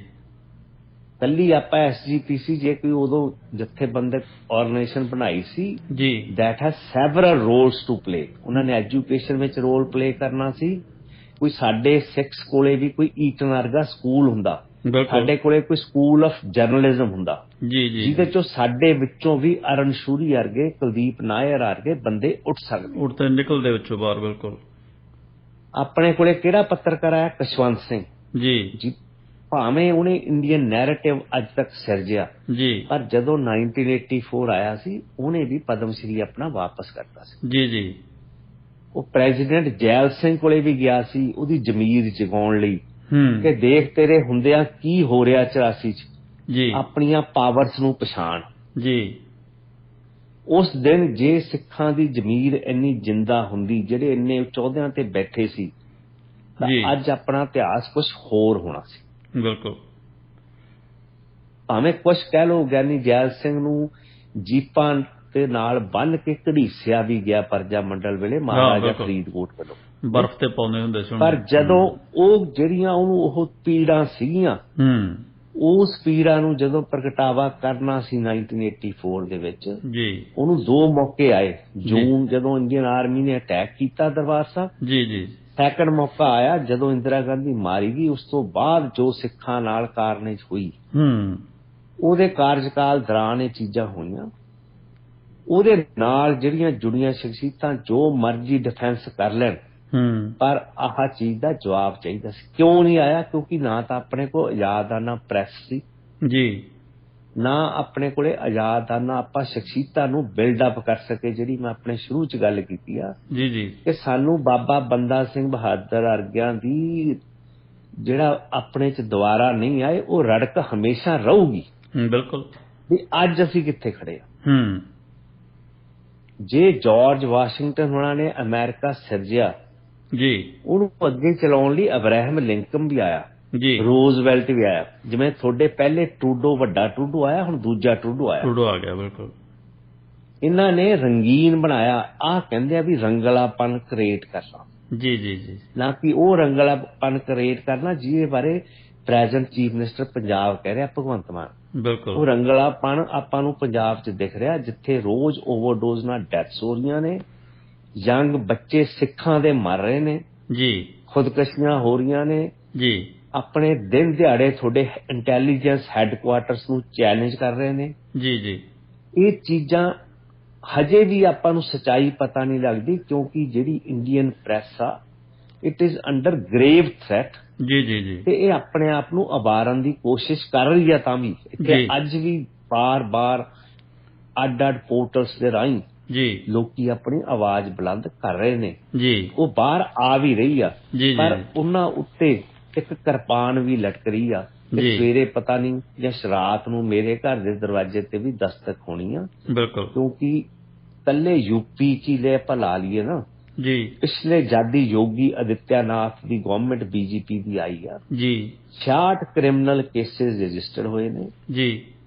ਸੈਵਰਲ ਜਰਨਲਿਸਟ ਜਿਵੇਂ ਸਦੀਕ ਕਪਾਨ ਹੈਗਾ, ਜਿਹੜਾ ਹਾਥਰਸ ਰੇਪ ਇਨਸੀਡੈਂਟ ਨੂੰ ਕਵਰ ਕਰਦਾ ਸੀ, ਉਹਨੂੰ ਸਡੇਸ਼ਨ ਦੇ ਕੇਸ ਵਿੱਚ ਨਜ਼ਰਬੰਦ ਕੀਤਾ ਹੋਇਆ। ਕੇਰਲਾ ਦਾ ਵਸਨੀਕ ਆ, ਉਹਨੂੰ ਕਿਸੇ ਮੁਸਲਿਮ ਕੱਟੜਵਾਦ ਜਥੇਬੰਦੀ ਨਾਲ ਜੋੜ ਕੇ ਉਸ ਅਧੀਨ ਉਹਨੂੰ ਅੰਦਰ ਰੱਖਿਆ ਹੋਇਆ। ਸਡੇਸ਼ਨ ਦਾ ਕੇਸ ਉੱਤੇ ਚੱਲ ਰਿਹਾ, ਦੇਸ਼ ਧਰੋਹੀ ਦਾ, ਜਿਹਦੇ ਬਾਰੇ ਸੁਪਰੀਮ ਕੋਰਟ ਵੀ ਚਿੰਤਤ ਆ। ਏਦਾਂ ਦੇ ਬਹੁਤ ਨਾਮੀ ਜਿਹੜੇ ਨੇ ਨਾਮੀ ਪੱਤਰਕਾਰ ਮਾਰੇ ਜਾ ਚੁੱਕੇ ਨੇ, ਗੌਰੀ ਲੰਕੇਸ਼ ਵਰਗੇ, ਜਿਨ੍ਹਾਂ ਦਾ ਅੱਜ ਤੱਕ ਪਤਾ ਨਹੀਂ ਲੱਗਿਆ। ਜਿਹੜਾ ਦੁਨੀਆ ਦਾ ਪੈਰਾਮੀਟਰਸ ਨੇ ਕਿ ਜੇ ਤੁਸੀਂ ਜਰਨਲਿਸਟ ਨਾਮੀ ਮਾਰਦੇ ਆ, ਨਾਮੀ ਜਾਂ ਆਮ, ਉਹਦੇ ਬਾਰੇ ਕੋਈ ਬੰਦੇ ਫੜੇ ਜਾਣ ਜਾਂ ਉਹਨਾਂ ਨੂੰ ਸਜ਼ਾਵਾਂ ਹੋਵੇ। ਉਹਨਾਂ ਨੇ 12 ਦੇਸ਼ਾਂ ਦੀ ਇੱਕ ਸੂਚੀ ਕੱਢੀ ਹੈ ਰਿਪੋਰਟਰਸ ਦਾ। ਉਸ 12 ਦੇਸ਼ਾਂ ਸੂਚੀ ਵਿੱਚ ਇੰਡੀਆ ਦਾ ਰੈਂਕ ਹੈਗਾ 12ਵਾਂ, ਆਖਰੀ, ਜਿੱਥੇ ਕੋਈ ਕਾਨੂੰਨੀ ਦਾਇਰੇ ਵਿੱਚ ਉਹ ਬੰਦਾ ਆਊਗਾ ਹੀ ਨਹੀਂ। ਉਹ ਪੱਤਰਕਾਰ ਕੌਣ ਮਾਰੇ ਜਾਂਦੇ ਆ? ਜਿਹੜੇ ਇਹਨਾਂ ਦੀ ਸੱਚ ਨੂੰ ਸੱਚਾਈ ਨਹੀਂ ਮੰਨਦੇ। ਤੋ ਗਿੱਲ ਸਾਹਿਬ, ਸਾਡਾ ਜਿਹੜਾ ਅਗਲਾ ਸਵਾਲ ਸੀਗਾ ਕਿ ਪ੍ਰੈਸ ਕਾਉਂਸਲ ਵੀ ਤਾਂ ਬਣੀ ਹੋਈ ਹੈ ਨਾ ਜੀ। ਜੇ ਭਾਰਤ ਦੇ ਵਿੱਚ ਅਸੀਂ ਜਿਹੜੀ ਪ੍ਰੈਸ ਹੈ ਉਹਦੇ ਇੱਕ ਨਿਗਾਰ ਵੱਲ ਜਾਣ ਦੀ ਗੱਲ ਕਰਦੇ ਹਾਂ, ਉਹ ਕੁਛ ਵੱਖਰੀ ਤਰ੍ਹਾਂ ਦਾ ਜਿਹੜਾ ਨੈਰੇਟਿਵ ਜਿਹੜਾ ਉਹ ਸਿਰਜ ਰਹੀ ਹੈ, ਔਰ ਇਸ ਨੂੰ ਰੋਕਣ ਵਾਸਤੇ, ਇਸ ਤੇ ਚੈੱਕ ਰੱਖਣ ਵਾਸਤੇ ਪ੍ਰੈਸ ਕਾਉਂਸਲ ਬਣੀ ਹੋਈ ਹੈ। ਲੇਕਿਨ ਪ੍ਰੈਸ ਕਾਉਂਸਲ ਕਿੱਥੇ ਹੈ ਜੀ? ਪ੍ਰੈਸ ਕਾਉਂਸਲ ਕਿਉਂ ਨਹੀਂ ਦਿਖਾਈ ਦੇ ਰਹੀ ਕਿਤੇ ਵੀ? ਜਿਹੜੀ ਪ੍ਰੈਸ ਕਾਉਂਸਲ ਦਾ ਇੱਕ ਤਾਂ ਮੁਖੀ ਹੈ ਨਹੀਂਗਾ ਪਿਛਲੇ ਸਾਲ ਤੋਂ ਈਵਨ ਜਿਹੜੀ ਪ੍ਰੈਸ ਗਿਲਡ ਆਫ ਇੰਡੀਆ ਹੈਗੀ ਆ, ਉਹਨਾਂ ਨੇ ਵੀ ਆਪਣੇ ਕੰਸਰਨਸ ਅਨੇਕਾਂ ਵਾਰ ਜਤਾਏ ਨੇ। ਜਿਹੜੀ ਇੰਡੀਅਨ ਪ੍ਰੈਸ ਆ ਉਹਦੀ ਮੈਲਟ ਡਾਊਨ ਹੋ ਰਹੀ ਆ। ਜਿਹੜੇ ਪ੍ਰੈਸ ਬਾਰੇ ਵਿਸ਼ਲੇਸ਼ਕ ਨੇ, ਨਾਮੀ ਮੀਡੀਆ ਕਮੈਂਟੇਟਰਸ ਨੇ, ਈਵਨ ਇਨ ਦਾ ਵੈਸਟਰਨ ਵਰਲਡ, ਉਹਨਾਂ ਨੇ ਕਿਹਾ ਵੀ ਜਿਹੜਾ ਭਾਰਤ ਕਿਸੇ ਟਾਈਮ ਤੇ ਜਾਣਿਆ ਜਾਂਦਾ ਸੀ ਵੀ ਇੱਥੇ ਬੜੀ ਵਿਭਿੰਨਤਾ ਅਤੇ ਬੜੀ ਦਲੇਰਨਾਮਾ ਪ੍ਰੈਸ ਸੀਗੀ, ਜਿਹੜੀ ਫੈਕਚੁਅਲ ਬੇਸ ਤੇ ਗਵਰਨਮੈਂਟ ਅੱਗੇ ਇੱਕ ਸ਼ੀਸ਼ਾ ਰੱਖ ਕੇ ਚੱਲਦੀ ਸੀ। ਇਹ ਪ੍ਰੈਸ ਨੇ, ਚਾਹੇ ਉਹ ਹਿੰਦੂ ਪ੍ਰੈਸ, ਹਿੰਦੂ ਗਰੁੱਪ ਵਾਲਿਆਂ ਦੀ ਪ੍ਰੈਸ ਸੀ, ਚਾਹੇ ਗੌਨਿਕਾ ਉਹਨਾਂ ਦੀ ਇੰਡੀਅਨ ਐਕਸਪ੍ਰੈਸ ਸੀ, ਜਾਂ ਹੋਰ ਆਨੰਦ ਬਾਜ਼ਾਰ ਪੱਤਰਿਕਾ ਜਾਂ ਹੋਰ ਹੈ ਪੁਰਾਣੀਆਂ ਜਿਹੜੀਆਂ ਪਬਲੀਕੇਸ਼ਨਸ ਹੋ ਰਹੀਆਂ ਨੇ ਜੀ, ਡੈਕਨ ਹੈਰਲਡ ਹੈਗਾ ਜੀ ਜੀ, ਇਹਨਾਂ ਨੇ ਹਮੇਸ਼ਾ ਇੰਡੀਅਨ ਗਵਰਨਮੈਂਟ ਨੂੰ ਉਹਦੀ ਸੱਚਾਈ ਉਹਦੇ ਸਾਹਮਣੇ ਰੱਖਦੇ ਰਹੇ ਸੀ। ਜੀ ਜੀ, ਈਵਨ ਪੰਡਿਤ ਜਵਾਹਰ ਲਾਲ ਨਹਿਰੂ ਨੇ ਹਮੇਸ਼ਾ ਵਾਈਬ੍ਰੈਂਟ ਪ੍ਰੈਸ ਨੂੰ ਐਨਕਰੇਜ ਕੀਤਾ ਜੀ। ਪਰ ਇਹ ਜਿਹੜੀ ਹੁਣ ਜਿਹੜਾ ਮੋਨੋਲੋਗ ਸਿਰਜਿਆ ਗਿਆ ਵੀ ਇੰਡੀਆ ਇੱਕ ਬੜੀ ਡਾਈਵਰਸ ਨੇਸ਼ਨ ਆ, ਡਾਕਟਰ ਅੰਬੇਦਕਰ ਨੇ ਕਿਹਾ ਸੀ it's a union of states, ਜਿੱਥੇ ਬਹੁਤ ਕੁਝ ਵੱਖਰਾ ਹੈਗਾ। ਪੰਜਾਬੀ ਮਦਰਾਸੀ ਨਾਲੋਂ ਉਨਾ ਹੀ ਵੱਖਰਾ ਹੈਗਾ ਜਿੰਨਾ ਕਿ ਸਕਾਟਿਸ਼ ਜਿਹੜਾ ਹੈਗਾ ਉਹ ਇਟਾਲੀਅਨ ਨਾਲੋਂ ਵੱਖਰਾ ਜੀ। ਇਹ ਮੁਲਕਾਂ ਵਾਂਗੂ ਡਿਫਰੈਂਟ ਅੱਡ ਵਸੇ ਲੋਕੀ ਨੇ ਜਿਹੜੇ ਇੱਕ ਤਰ੍ਹਾਂ ਨਾਲ ਇਕੱਠੇ ਕੀਤੇ ਗਏ ਨੇ ਜਾਂ ਇਹਨਾਂ ਨੂੰ ਹੋਲਡ ਟੂਗੈਦਰ ਕੀਤਾ ਗਿਆ। ਇਹ ਨਹੀਂ ਹੈਗਾ ਕਿ they have come together on their own. ਜੀ ਜੀ, ਇਹਦੇ ਪਿੱਛੇ ਕਈ ਕਾਰਨ ਨੇ ਵੀ ਕਿਵੇਂ ਜਿਹੜਾ ਕੌਂਟੀਨੈਂਟ, ਜਿਹੜਾ ਇੰਡੀਅਨ ਕੌਂਟੀਨੈਂਟ ਸੀ ਉਹ ਇੰਡੀਆ ਬਣਿਆ। ਜੀ, ਇਸ ਚੀਜ਼ ਦੇ ਜਿਹੜੇ ਹੁਣ ਪ੍ਰੈਸ ਵਿੱਚ ਨੈਰੇਟਿਵ ਆ, ਡਿਫਰੈਂਟ ਪ੍ਰੈਸ ਹੈਗੀ ਆ, ਪਰ ਇਟ ਇਜ਼ ਮੋਸਟਲੀ ਕੰਟਰੋਲਡ ਜੀ ਐਂਡ ਇਜ਼ ਬੀਇੰਗ ਗਵਰਨਡ ਜੀ ਜੀ ਬਾਈ ਏ ਸਿੰਗਲ ਮਤਲਬ ਕਿ ਰਿਲੀਜਨ ਪੀਪਲ, ਮੋਸਟਲੀ ਮੈਨ। ਜੀ ਜੀ, ਇਸ ਕਰਕੇ ਉਹ ਵੀ ਜਿਹੜੇ ਮੈਨ ਨੇ they are under the control of the media tycoons. ਜੀ ਜੀ, ਉਹ ਮੀਡੀਆ ਟਾਈਕੂਨਸ ਜਿਹੜੇ ਆ they have a close relationship with the present regime in the India. ਜੀ, ਇਹ ਨੈਰੇਟਿਵ ਪਹਿਲੇ ਇੰਨਾ ਡੂੰਘਾ ਨਹੀਂ ਸੀਗਾ, 2014 ਤੋਂ ਬਾਅਦ ਜੀ ਇਸ ਦੀ ਜਿਹੜੀ ਡੈਪਥ ਹੈਗੀ ਉਹ ਜ਼ਿਆਦਾ ਡੰਗਾਈ ਤੇ ਗਈ ਆ। ਜੀ, ਜਿਹਦੇ ਕਰਕੇ ਪ੍ਰੋਮੀਨੈਂਟ, ਇਵਨ ਇੱਥੇ ਬਹੁਤ ਪ੍ਰੋਮੀਨੈਂਟ ਟੀਵੀ ਆ NDTV ਜੀ, ਉਹ ਕਾਫੀ ਹੱਦ ਤੱਕ ਆਜ਼ਾਦਨਾਮਾ ਜਿਨ੍ਹਾਂ ਦੇ ਨਾਲ ਰਵਨੀਸ਼ ਕੁਮਾਰ ਵੀ ਜੁੜਿਆ ਹੋਇਆ। ਬਿਲਕੁਲ ਜੀ, ਜਿਹੜਾ ਪੱਤਰਕਾਰੀ ਨੂੰ ਇੱਕ ਜਿੰਦਾ ਦਿਲੀ ਦੇ ਰਿਹਾ ਅੱਜ ਵੀ। ਬਿਲਕੁਲ ਬਿਲਕੁਲ ਬਿਲਕੁਲ, ਉਹਨਾਂ ਤੇ ਵੀ ਕ੍ਰਿਮੀਨਲੀ ਜੀ, ਪੋਲੀਟੀਕਲੀ ਤੇ ਇਹਨਾਂ ਦੀ ਟ੍ਰੋਲ ਆਰਮੀਜ਼ ਨੇ ਜਿਹੜੀਆਂ ਜੀ ਜੀ ਜੀ ਭਾਰਤੀ ਜਨਤਾ ਪਾਰਟੀ ਨਾਲ ਜੁੜੀਆਂ ਹੋਈਆਂ ਜੀ, ਉਹਦੇ ਤੇ ਪ੍ਰੈਸ਼ਰਸ ਪਾਏ ਨੇ। NDTV ਦੇ ਮਾਲਕ ਤੇ ਪ੍ਰੈਸ਼ਰ ਪਾਏ ਨੇ, ਉਹਦੇ ਤੇ ਐਨਫੋਰਸਮੈਂਟ ਡਾਇਰੈਕਟੋਰੇਟ ਨੂੰ ਚਾੜਿਆ ਗਿਆ, ਉਹਦੇ ਤੇ ਕੇਸ ਚੱਲ ਰਹੇ ਨੇ। ਏਦਾਂ ਹੀ ਨਾਮੀ ਅਨੇਕਾਂ ਪੱਤਰਕਾਰਾਂ ਤੇ ਕੇਸ ਚੱਲ ਰਹੇ ਨੇ ਜੀ।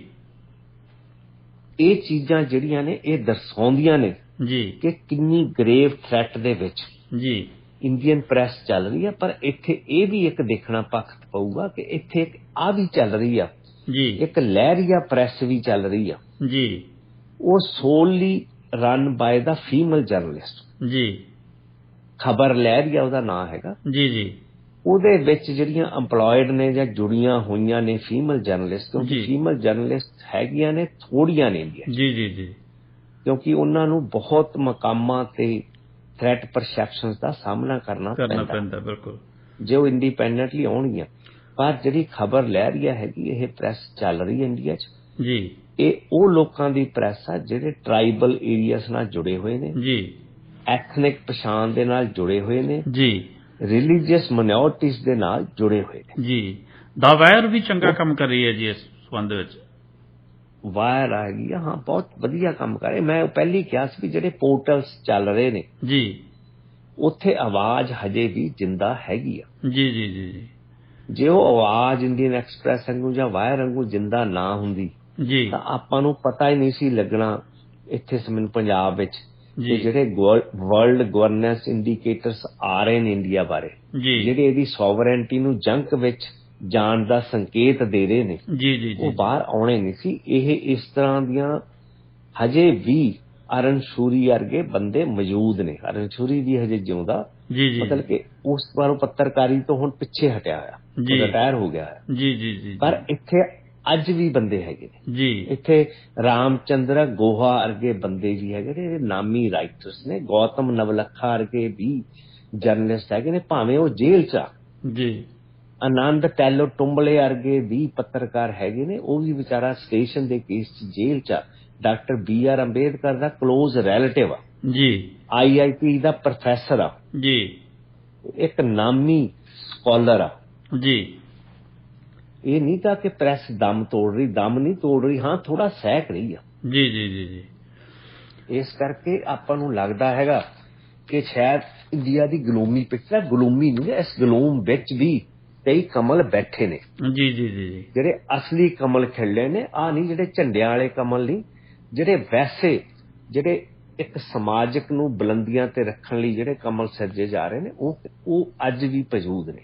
ਜੀ ਗਿੱਲ ਸਾਹਿਬ, ਇਹਦਾ ਭਵਿੱਖ ਕਿਵੇਂ ਦੇਖਿਆ ਜਾ ਸਕਦਾ ਹੈ ਜੇ ਇਸ ਤਰ੍ਹਾਂ ਦਾ ਹੀ ਮਤਲਬ ਕਿ ਜਿਹੜਾ ਦਮਨ ਚੱਕਰ ਚੱਲਦਾ ਰਿਹਾ ਜਿਸ ਤਰ੍ਹਾਂ ਦਾ ਹੁਣ ਅਸੀਂ ਦੇਖ ਰਹੇ ਹਾਂ, ਤਾਂ ਫਿਰ ਇਹਦਾ ਭਵਿੱਖ ਕੀ ਹੈ ਜੀ ਗਾਂ ਅੱਗੇ ਨੂੰ? ਤਾਂ ਕਿਉਂਕਿ ਜਿਹੜੀ ਇਹ ਲੌਬੀ ਹੈ ਜਿਹੜੀ ਇਹ ਜ਼ਿਆਦਾ ਪਾਵਰਫੁਲ ਹੋ ਰਹੀ ਹੈ, ਔਰ ਪ੍ਰੈਸ ਦਾ ਜਿਹੜਾ ਜ਼ਿਆਦਾਤਰ ਹਿੱਸਾ ਜਿਹੜਾ ਉਹ ਤਾਂ ਤੁਹਾਡੇ ਸਾਹਮਣੇ ਹੈ ਵੀ ਉਹ ਵਿਕ ਚੁੱਕਾ ਹੈ, ਜਾਂ ਉਹਨੂੰ ਕਹਿ ਦਈਏ ਵੀ ਉਹ ਉਹਨਾਂ ਹੱਥਾਂ 'ਚ ਆ ਚੁੱਕਾ ਹੈ, ਜਿਹੜੇ ਕਾਰਪੋਰੇਟ ਘਰਾਣੇ ਜਿਹਨਾਂ ਨੂੰ ਅਸੀਂ ਕਹਿੰਦੇ ਹਾਂ।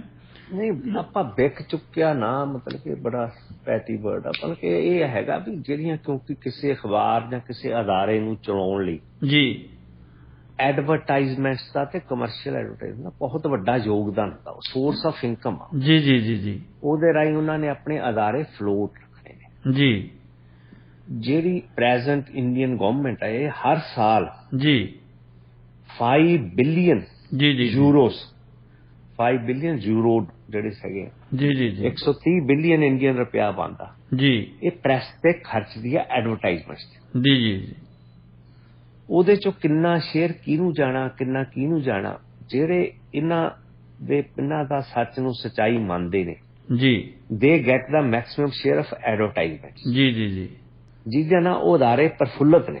ਜੀ, ਪਰ ਐਸੀ ਵੀ ਗੱਲ ਨਹੀਂ ਕਿ ਲੋਕਾਂ ਨੇ, ਜਿਵੇਂ ਹੁਣ ਕਸ਼ਮੀਰ 'ਚ ਪ੍ਰੈਸ ਬੈਠੀ ਆ, ਉਹਨਾਂ ਨੇ ਇਹ ਸੋਚ ਹੀ ਲਿਆ। ਆਪਣਾ ਇੱਕ ਪੰਜਾਬੀ ਦਾ ਬਹੁਤ ਮਸ਼ਹੂਰ ਲਫ਼ਜ਼ ਲਿਖੇ ਕਿਸੇ ਸ਼ਾਇਰ ਨੇ ਜੀ, ਵੀ ਦੁੱਖਾਂ ਨੂੰ ਬਣਾ ਕੇ ਆਪਣਾ ਜੀ, ਗੱਲ ਖੁਸ਼ੀਆਂ ਦੀ ਕਰਨੀ ਹੈ। ਜੀ, ਦੁੱਖਾਂ ਨੂੰ ਬਣਾ ਕੇ ਆਪਣਾ ਗੱਲ ਖੁਸ਼ੀਆਂ ਦੀ ਕਰਨੀ ਹੈ। ਵਿਹੜੇ ਲਵਾ ਕੇ ਕਿਕਰਾਂ ਜੀ, ਹੁਣ ਕੰਨਿਆਂ ਤੋਂ ਕਾਹਦਾ ਡਰਨਾ। ਜੀ, ਬਿਲਕੁਲ। ਇਸ ਲਈ ਜਿਹੜਾ ਨੇ ਫਿਰ ਰਾਹ ਚੋਣੀ ਲਿਆ, ਉੱਥੇ ਕੰਡੇ ਤਾਂ ਆਉਣੇ ਹੀ ਆਉਣੇ ਆ। ਬਿਲਕੁਲ।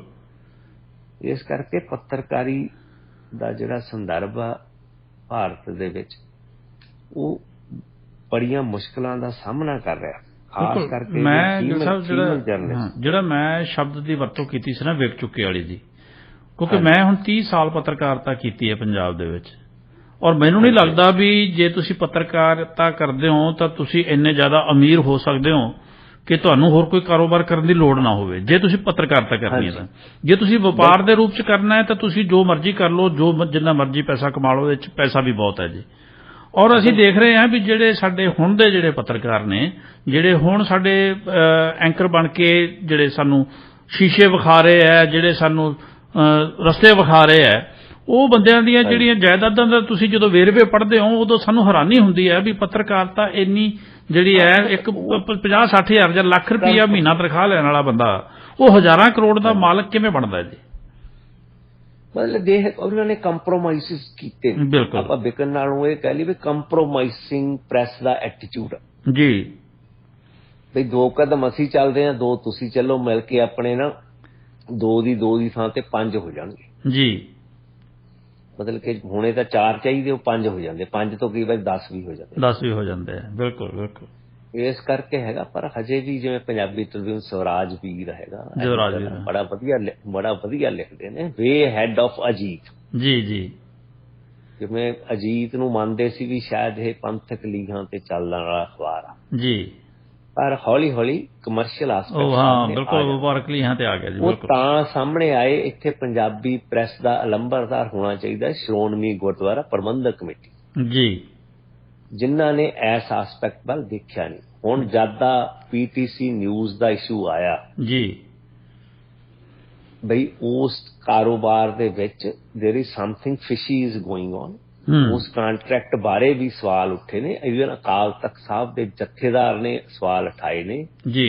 ਉਹਨਾਂ ਨੇ ਡਾਇਰੈਕਟ ਕੀਤਾ ਸੀ ਵੀ ਹਫ਼ਤੇ ਦੇ ਅੰਦਰ ਅੰਦਰ ਤੁਸੀਂ ਆਪਣਾ ਚੈਨਲ ਚਲਾਓ ਜੀ। ਬਿਲਕੁਲ, ਜਿਹਦੇ ਰਾਹੀਂ ਜਿਹੜੀ ਗੁਰਬਾਣੀ ਆ ਉਹਦਾ ਕਮਰਸ਼ੀਅਲ ਐਸਪੈਕਟ ਖਤਮ ਕਰੋ। ਬਿਲਕੁਲ, ਉਹਨੂੰ ਇਸ ਤਰ੍ਹਾਂ ਦਾ ਆਜ਼ਾਦਨਾਮਾ ਹਸਤੀ ਦਿਓ, ਜਿਹੜੀ ਗੁਰਬਾਣੀ ਆਜ਼ਾਦ ਆ ਉਹਨੂੰ ਆਜ਼ਾਦ ਤਰੀਕੇ ਨਾਲ ਹੀ ਪ੍ਰਸਾਰਣ ਹੋਣਾ ਚਾਹੀਦਾ, ਨਾ ਕਿ ਨਿਜਵਾਦ ਨਾਲ। ਬਿਲਕੁਲ, ਹਜੇ ਤੱਕ ਐਸਜੀਪੀਸੀ ਉਸ ਤੇ ਡਿਸੀਜ਼ਨ ਨਹੀਂ ਲੈ ਸਕੀ। 1 ਮਹੀਨੇ ਤੋਂ ਉੱਤੇ ਦਾ ਸਮਾਂ ਲੰਘ ਚੁੱਕਿਆ ਜੀ, ਜਦਕਿ ਪੀਟੀਸੀ ਦਾ ਮੈਨੇਜਿੰਗ ਡਾਇਰੈਕਟਰ ਜੇਲ੍ਹ ਦੇ ਵਿੱਚ ਆ, ਜਿੱਥੋਂ ਵੀ ਹੋਰ ਦੋਸ਼ ਲੱਗ ਰਹੇ ਨੇ ਉਹ ਬੜੇ ਬੁਰੀ ਤਰ੍ਹਾਂ ਕਾਨੂੰਨੀ ਕਟਹਿਰੇ ਵਿੱਚ ਇਸ਼ੂਸ ਖੜੇ ਨੇ ਉਹਨਾਂ ਦੀਆਂ। ਅੱਜ ਉਹਨਾਂ ਦੀ ਹਾਈ ਕੋਰਟ ਵਿੱਚ ਦੁਬਾਰਾ ਬੇਲ ਐਪਲੀਕੇਸ਼ਨ ਹੈਗੀ ਆ ਮੈਨੇਜਿੰਗ ਡਾਇਰੈਕਟਰ ਗੋਬਿੰਦ ਨਾਰਾਇਣ ਦੀ ਜੀ, ਬਈ ਉਹ ਬੇਲ ਉਹਨਾਂ ਦੀ ਮੰਨੀ ਜਾਂਦੀ ਆ ਕਿ ਨਹੀਂ। ਥੱਲੀਆਂ ਕੋਰਟਸ ਦੇ ਵਿੱਚੋਂ ਉਹਨਾਂ ਨੂੰ ਬੇਲ ਡਿਨਾਈ ਹੋ ਚੁੱਕੀ ਆ। ਜੀ ਜੀ ਜੀ ਜੀ ਬਿਲਕੁਲ। ਜਦੋਂ ਬੇਲ ਡਿਨਾਈ ਹੁੰਦੀ ਆ ਪ੍ਰਾਇਮਰੀ ਫੇਸੀਆ ਹੀ ਹੁੰਦਾ ਕਿ ਜਿਹੜੇ ਇਹਨਾਂ ਤੇ ਦੋਸ਼ ਲੱਗੇ ਨੇ ਉਹਨਾਂ ਵਿੱਚ ਕੁਝ ਵਜਨ ਹੈਗਾ, ਹਾਂ ਦਮ ਹੈ, ਬਿਲਕੁਲ। ਇਸ ਕਰਕੇ ਇਹ ਜਿਹੜੀ ਇੱਥੇ ਪੰਜਾਬੀ ਪ੍ਰਫੁੱਲਤ ਜਾਂ ਆਪਾਂ ਜ਼ਬਾਨ ਦਾ ਫਿਕਰ ਕਰ ਰਹੇ ਹਾਂ ਉਹਦਾ ਵੱਡਾ ਕਾਰਨ ਜੀ ਸਿੱਖ ਕੌਮ ਨੂੰ ਸੋਚਣਾ ਪਊਗਾ ਕਿ ਆਪਣੀ ਸ਼੍ਰੋਮਣੀ ਗੁਰਦੁਆਰਾ ਪ੍ਰਬੰਧਕ ਕਮੇਟੀ ਵਿੱਚ ਕਿਉਂ ਇਦਾਂ ਤਰੁੱਟੀਆਂ ਆ ਗਈਆਂ ਜਿਹਦੇ ਕਰਕੇ ਆਪਾਂ ਨਾ ਤਾਂ ਪ੍ਰੈਸ ਕੋਈ ਆਜ਼ਾਦਨਾਮਾ ਸਿਰਜ ਸਕੇ ਜੀ, ਨਾ ਕੋਈ ਆਪਾਂ ਟੀਵੀ ਚੈਨਲ ਸਿਰਜ ਸਕੇ। ਬਿਲਕੁਲ ਬਿਲਕੁਲ, ਕਿਉਂਕਿ ਅੱਜ ਟੈਕਨੋਲੋਜੀ ਦਾ ਤੇ ਇਨਫੋਰਮੇਸ਼ਨ ਦਾ ਯੁੱਗ ਆ ਜੀ, ਪਰ ਉਹਦੇ ਸਾਰੇ ਮਗਰ ਇੱਕ ਪ੍ਰੈਸ ਦੀ ਆਜ਼ਾਦਨਾਮਾ ਹਸਤੀ ਤੇ ਉਸ ਸੰਦਰਭ ਵਿੱਚ SGPC ਨੂੰ ਸਕੂਲ ਆਫ ਜਰਨਲਿਜ਼ਮ ਚਲਾਉਣਾ ਚਾਹੀਦਾ ਜੀ, ਰੈਦਰ ਦੈਨ ਕਿ ਗੁਰੂ ਓਰੀਐਂਟਡ ਚੀਜ਼ਾਂ ਦਾ ਆਸਰਾ ਲਓ ਜੀ। ਉਹਨਾਂ ਨੂੰ ਇੱਕ ਪੂਜਾ ਦਾ ਧਾਨ ਨਾ ਬਣਾਓ। ਆਪਾਂ ਨੂੰ ਨੌਲੇਜ ਫੀਲਡਸ ਚਾਹੀਦੇ ਨੇ, ਨੌਲੇਜੇਬਲ ਗੋਲਸ ਚਾਹੀਦੇ ਨੇ ਜਿਹਦੇ ਵਿੱਚੋਂ ਹੀ ਪ੍ਰੈਸ ਉੱਠੂਗੀ ਜੀ। ਬਿਲਕੁਲ। ਤੁਸੀਂ ਜਦੋਂ ਇੰਦਰਾ ਗਾਂਧੀ ਦਾ ਕਤਲ ਹੋਇਆ ਜੀ, ਜਦੋਂ ਰਾਜੀਵ ਗਾਂਧੀ ਨੂੰ ਦੱਸਿਆ ਗਿਆ ਕੈਲਕਟਾ 'ਚ ਜੀ, ਉਹਨੇ ਇੰਡੀਅਨ ਪ੍ਰੈਸ ਤੇ ਯਕੀਨ ਨਹੀਂ ਕੀਤਾ ਜੀ, ਉਹਨੇ ਕਿਹਾ ਵੀ BBC ਲਾਓ ਜੀ। ਜਦੋਂ BBC ਤੋਂ ਖਬਰ ਆਈ ਤਾਂ ਉਹਨੂੰ ਯਕੀਨ ਹੋਇਆ ਵੀ ਹਾਂ ਵਾਕਈ ਹੋ ਗਿਆ। ਆਹ ਇੰਡੀਆ ਦੀ ਪ੍ਰੈਸ ਦਾ 84 ਚ ਮਿਆਰ ਸੀਗਾ ਜੀ ਜੀ ਜੀ ਜੀ। ਔਰ ਹੁਣ ਦਾ ਤਾਂ ਅਸੀਂ ਰੱਬ ਹੀ ਰੱਖਿਆ ਜੀ, ਜੋ ਹੁਣ ਹੋ ਰਿਹਾ ਉਹ ਤਾਂ ਅਸੀਂ ਦੇਖ। ਬਿਲਕੁਲ ਬਿਲਕੁਲ। ਗਿੱਲ ਸਾਹਿਬ, ਤਜਿੰਦਰ ਸਿੰਘ ਬੱਗਾ ਦਿੱਲੀ ਦਾ ਜਿਹੜਾ ਨੌਜਵਾਨ ਆ ਜਿਹਨੂੰ ਗ੍ਰਿਫਤਾਰ ਕਰਨ ਲਈ ਸਾਰੀ ਪੰਜਾਬ ਦੀ ਪੁਲਿਸ ਜਿਹੜੀ ਪੱਬਾਂ ਭਾਰ ਹੋਈ ਫਿਰਦੀ ਸੀ, ਉਸ ਮਸਲੇ ਦੇ ਵਿੱਚ ਕੋਈ ਨਵੀਂ ਡਿਵੈਲਪਮੈਂਟ ਹੋਈ ਹੈ ਜਾਂ ਕਿੱਥੇ ਖੜਾ ਜੀ ਮਸਲਾ? ਉਹ ਕੱਲ Punjab and Haryana high court ਵਿੱਚ ਦੁਬਾਰਾ ਇਸ ਮੁੱਦੇ ਤੇ ਜੀ ਤਰੀਕ ਸੀਗੀ ਜੀ, ਉੱਥੇ ਜਿਹੜਾ ਹੋਈ ਆ ਜੀ ਜੀ, ਜਿਹੜਾ ਤੋਂ ਬਾਅਦ ਪੰਜਾਬ ਗਵਰਨਮੈਂਟ ਨੂੰ ਇੱਕ ਵਾਰ ਫੇਰ ਨਮੋਸ਼ੀ ਝੱਲਣੀ ਪਈ ਆ। ਉਹਨਾਂ ਨੇ ਉਹਦੀ ਗ੍ਰਿਫਤਾਰੀ ਤੇ ਰੋਕ ਲਾਤੀ ਆਰਜੀ ਤੌਰ ਤੇ till July 6 ਜੀ ਜੀ, ਪਰ ਉਹਨਾਂ ਨੇ ਇਸ ਬਾਰੇ ਕੋਈ ਟਿੱਪਣੀ ਨਹੀਂ ਕੀਤੀ ਕਿ ਉਸ ਨੂੰ ਜਦੋਂ ਪਹਿਲਾਂ ਪੰਜਾਬ ਪੁਲਿਸ ਫੜਨ ਗਈ ਸੀ ਜੀ, ਉਸ ਤਰ੍ਹਾਂ ਜਦੋਂ ਇਸ ਤਰ੍ਹਾਂ ਦਾ ਰਵੱਈਆ ਸਾਹਮਣੇ ਆਇਆ ਸੀ ਜਿਹਦੇ ਬਾਰੇ farmer home minister of India ਜੀ, ਮਤਲਬ ਕਿ ਉਹਨਾਂ ਨੇ ਇਸ ਬਾਰੇ ਸਵਾਲ ਚੁੱਕੇ ਨੇ ਜੀ, ਹੋਰ ਵੀ ਬਹੁਤ ਦਾਨਿਸ਼ਮੰਦ ਬੰਦਿਆਂ ਨੇ ਸਵਾਲ ਚੁੱਕੇ ਨੇ ਕਿ ਜਿਹੜਾ ਵਰਤਾਰਾ ਪੰਜਾਬ ਪੁਲਿਸ ਦਾ ਹਰਿਆਣਾ ਪੁਲਿਸ ਨਾਲ ਜਾਂ ਦਿੱਲੀ ਪੁਲਿਸ ਦੇ ਵਿਚਕਾਰ ਖੜਾ ਹੋਇਆ ਜੀ ਜੀ, ਇੱਕ ਨਾ ਮਤਲਬ ਕਿ ਅਹਿਮ ਮੁੱਦੇ ਨੂੰ ਇਹਨਾਂ ਨੇ ਗਵਰਨਮੈਂਟ ਦਾ ਮੁੱਦਾ ਬਣਾ ਲਿਆ ਜੀ।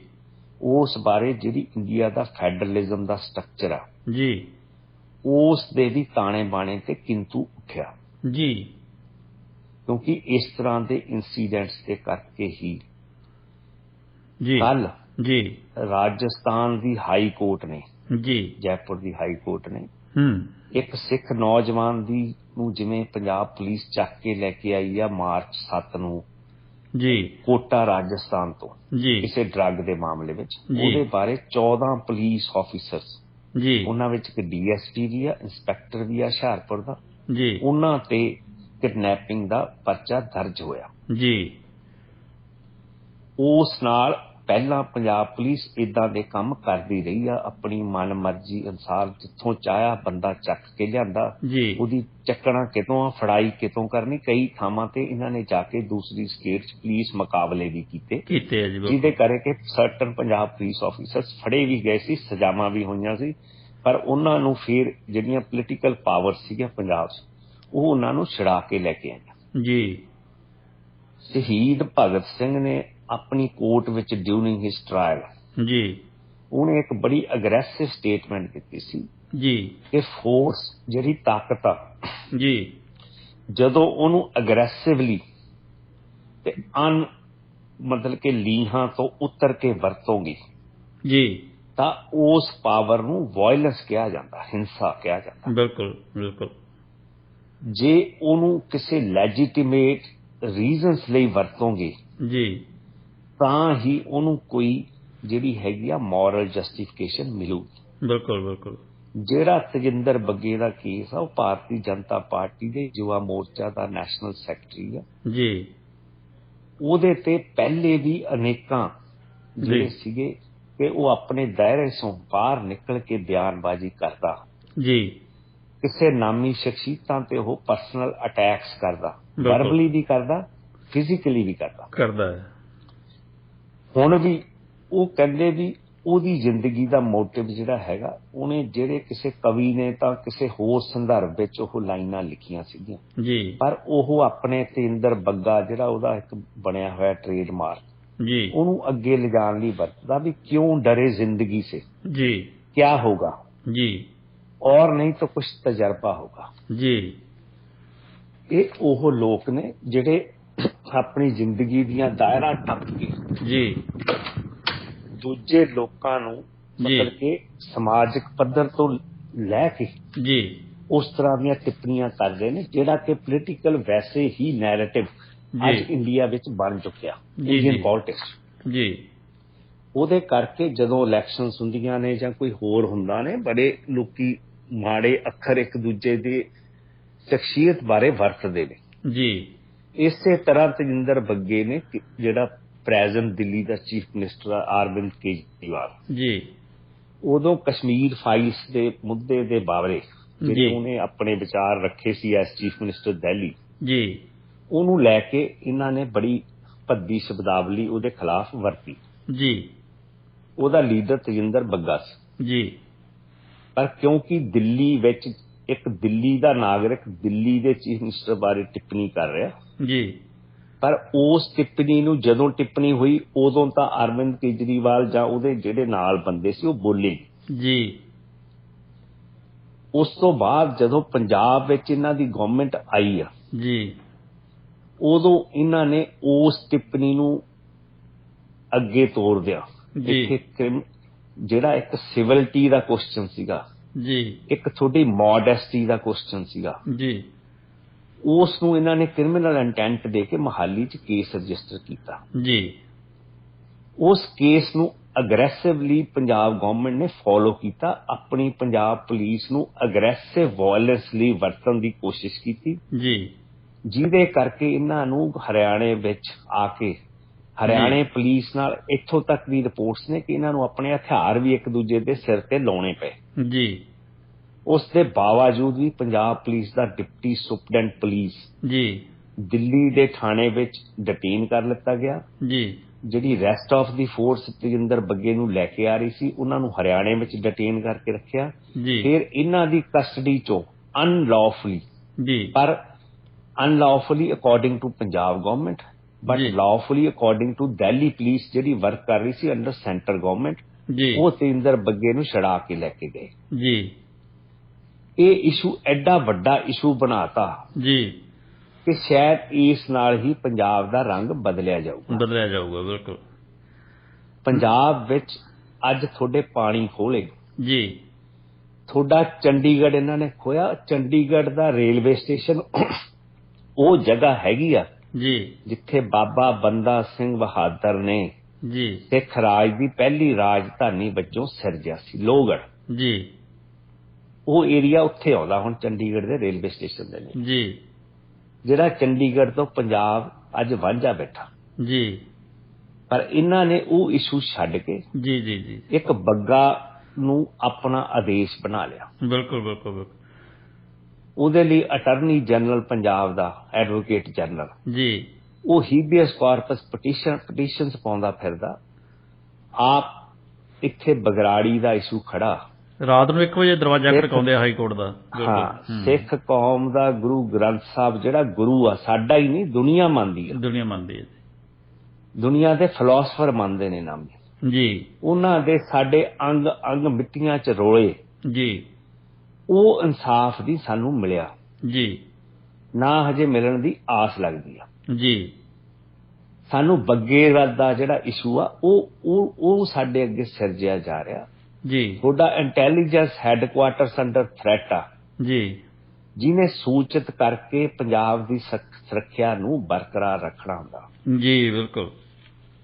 ਉੱਥੇ ਆਹ ਜਿਹੜੇ ਮੋਡੈਸਟੀ ਦੇ ਸਿਵਲ ਮੋਡੈਸਟੀ ਦੇ ਇਸ਼ੂ ਸੀਗੇ ਜੀ, ਜਿਹੜੇ ਕਿ ਭਾਰਤੀ ਰਾਜਨੀਤੀ ਵਿੱਚ ਇੱਕ ਤਰ੍ਹਾਂ ਨਾਲ ਪ੍ਰਚਲਿਤ ਹੋ ਚੁੱਕਿਆ ਕਿ ਆਪਾਂ ਇਨ ਮੋਡੈਸਟ ਹੋ ਕੇ ਜੀ, ਇੱਕ ਦੂਜੇ ਤੇ ਜਾਤੀ ਟਿੱਪਣੀਆਂ ਕਰਨੀਆਂ ਨੇ ਜੀ, ਨਿੱਜੀ ਟਿੱਪਣੀਆਂ ਕਰਨੀਆਂ ਨੇ। ਉਹਦੇ ਲਈ ਤੁਹਾਨੂੰ ਸਮਾਜ ਵਿੱਚ ਚੇਤਨਤਾ ਪੈਦਾ ਕਰਨੀ ਪਊਗੀ। ਸਾਡੀ ਕਿਸ ਮਿਆਰ ਤੱਕ ਪੋਲੀਟੀਕਲ ਨੈਰੇਟਿਵ ਹੋਣਾ ਚਾਹੀਦਾ, ਕਿਸ ਮਿਆਰ ਤੱਕ ਨਹੀਂ ਹੋਣਾ ਚਾਹੀਦਾ। ਬਿਲਕੁਲ। ਪਰ ਉਹਨੂੰ ਕ੍ਰਿਮੀਨਲ ਅਫੈਂਸਿਸ ਵਿੱਚ ਨਾ ਬਦਲੋ।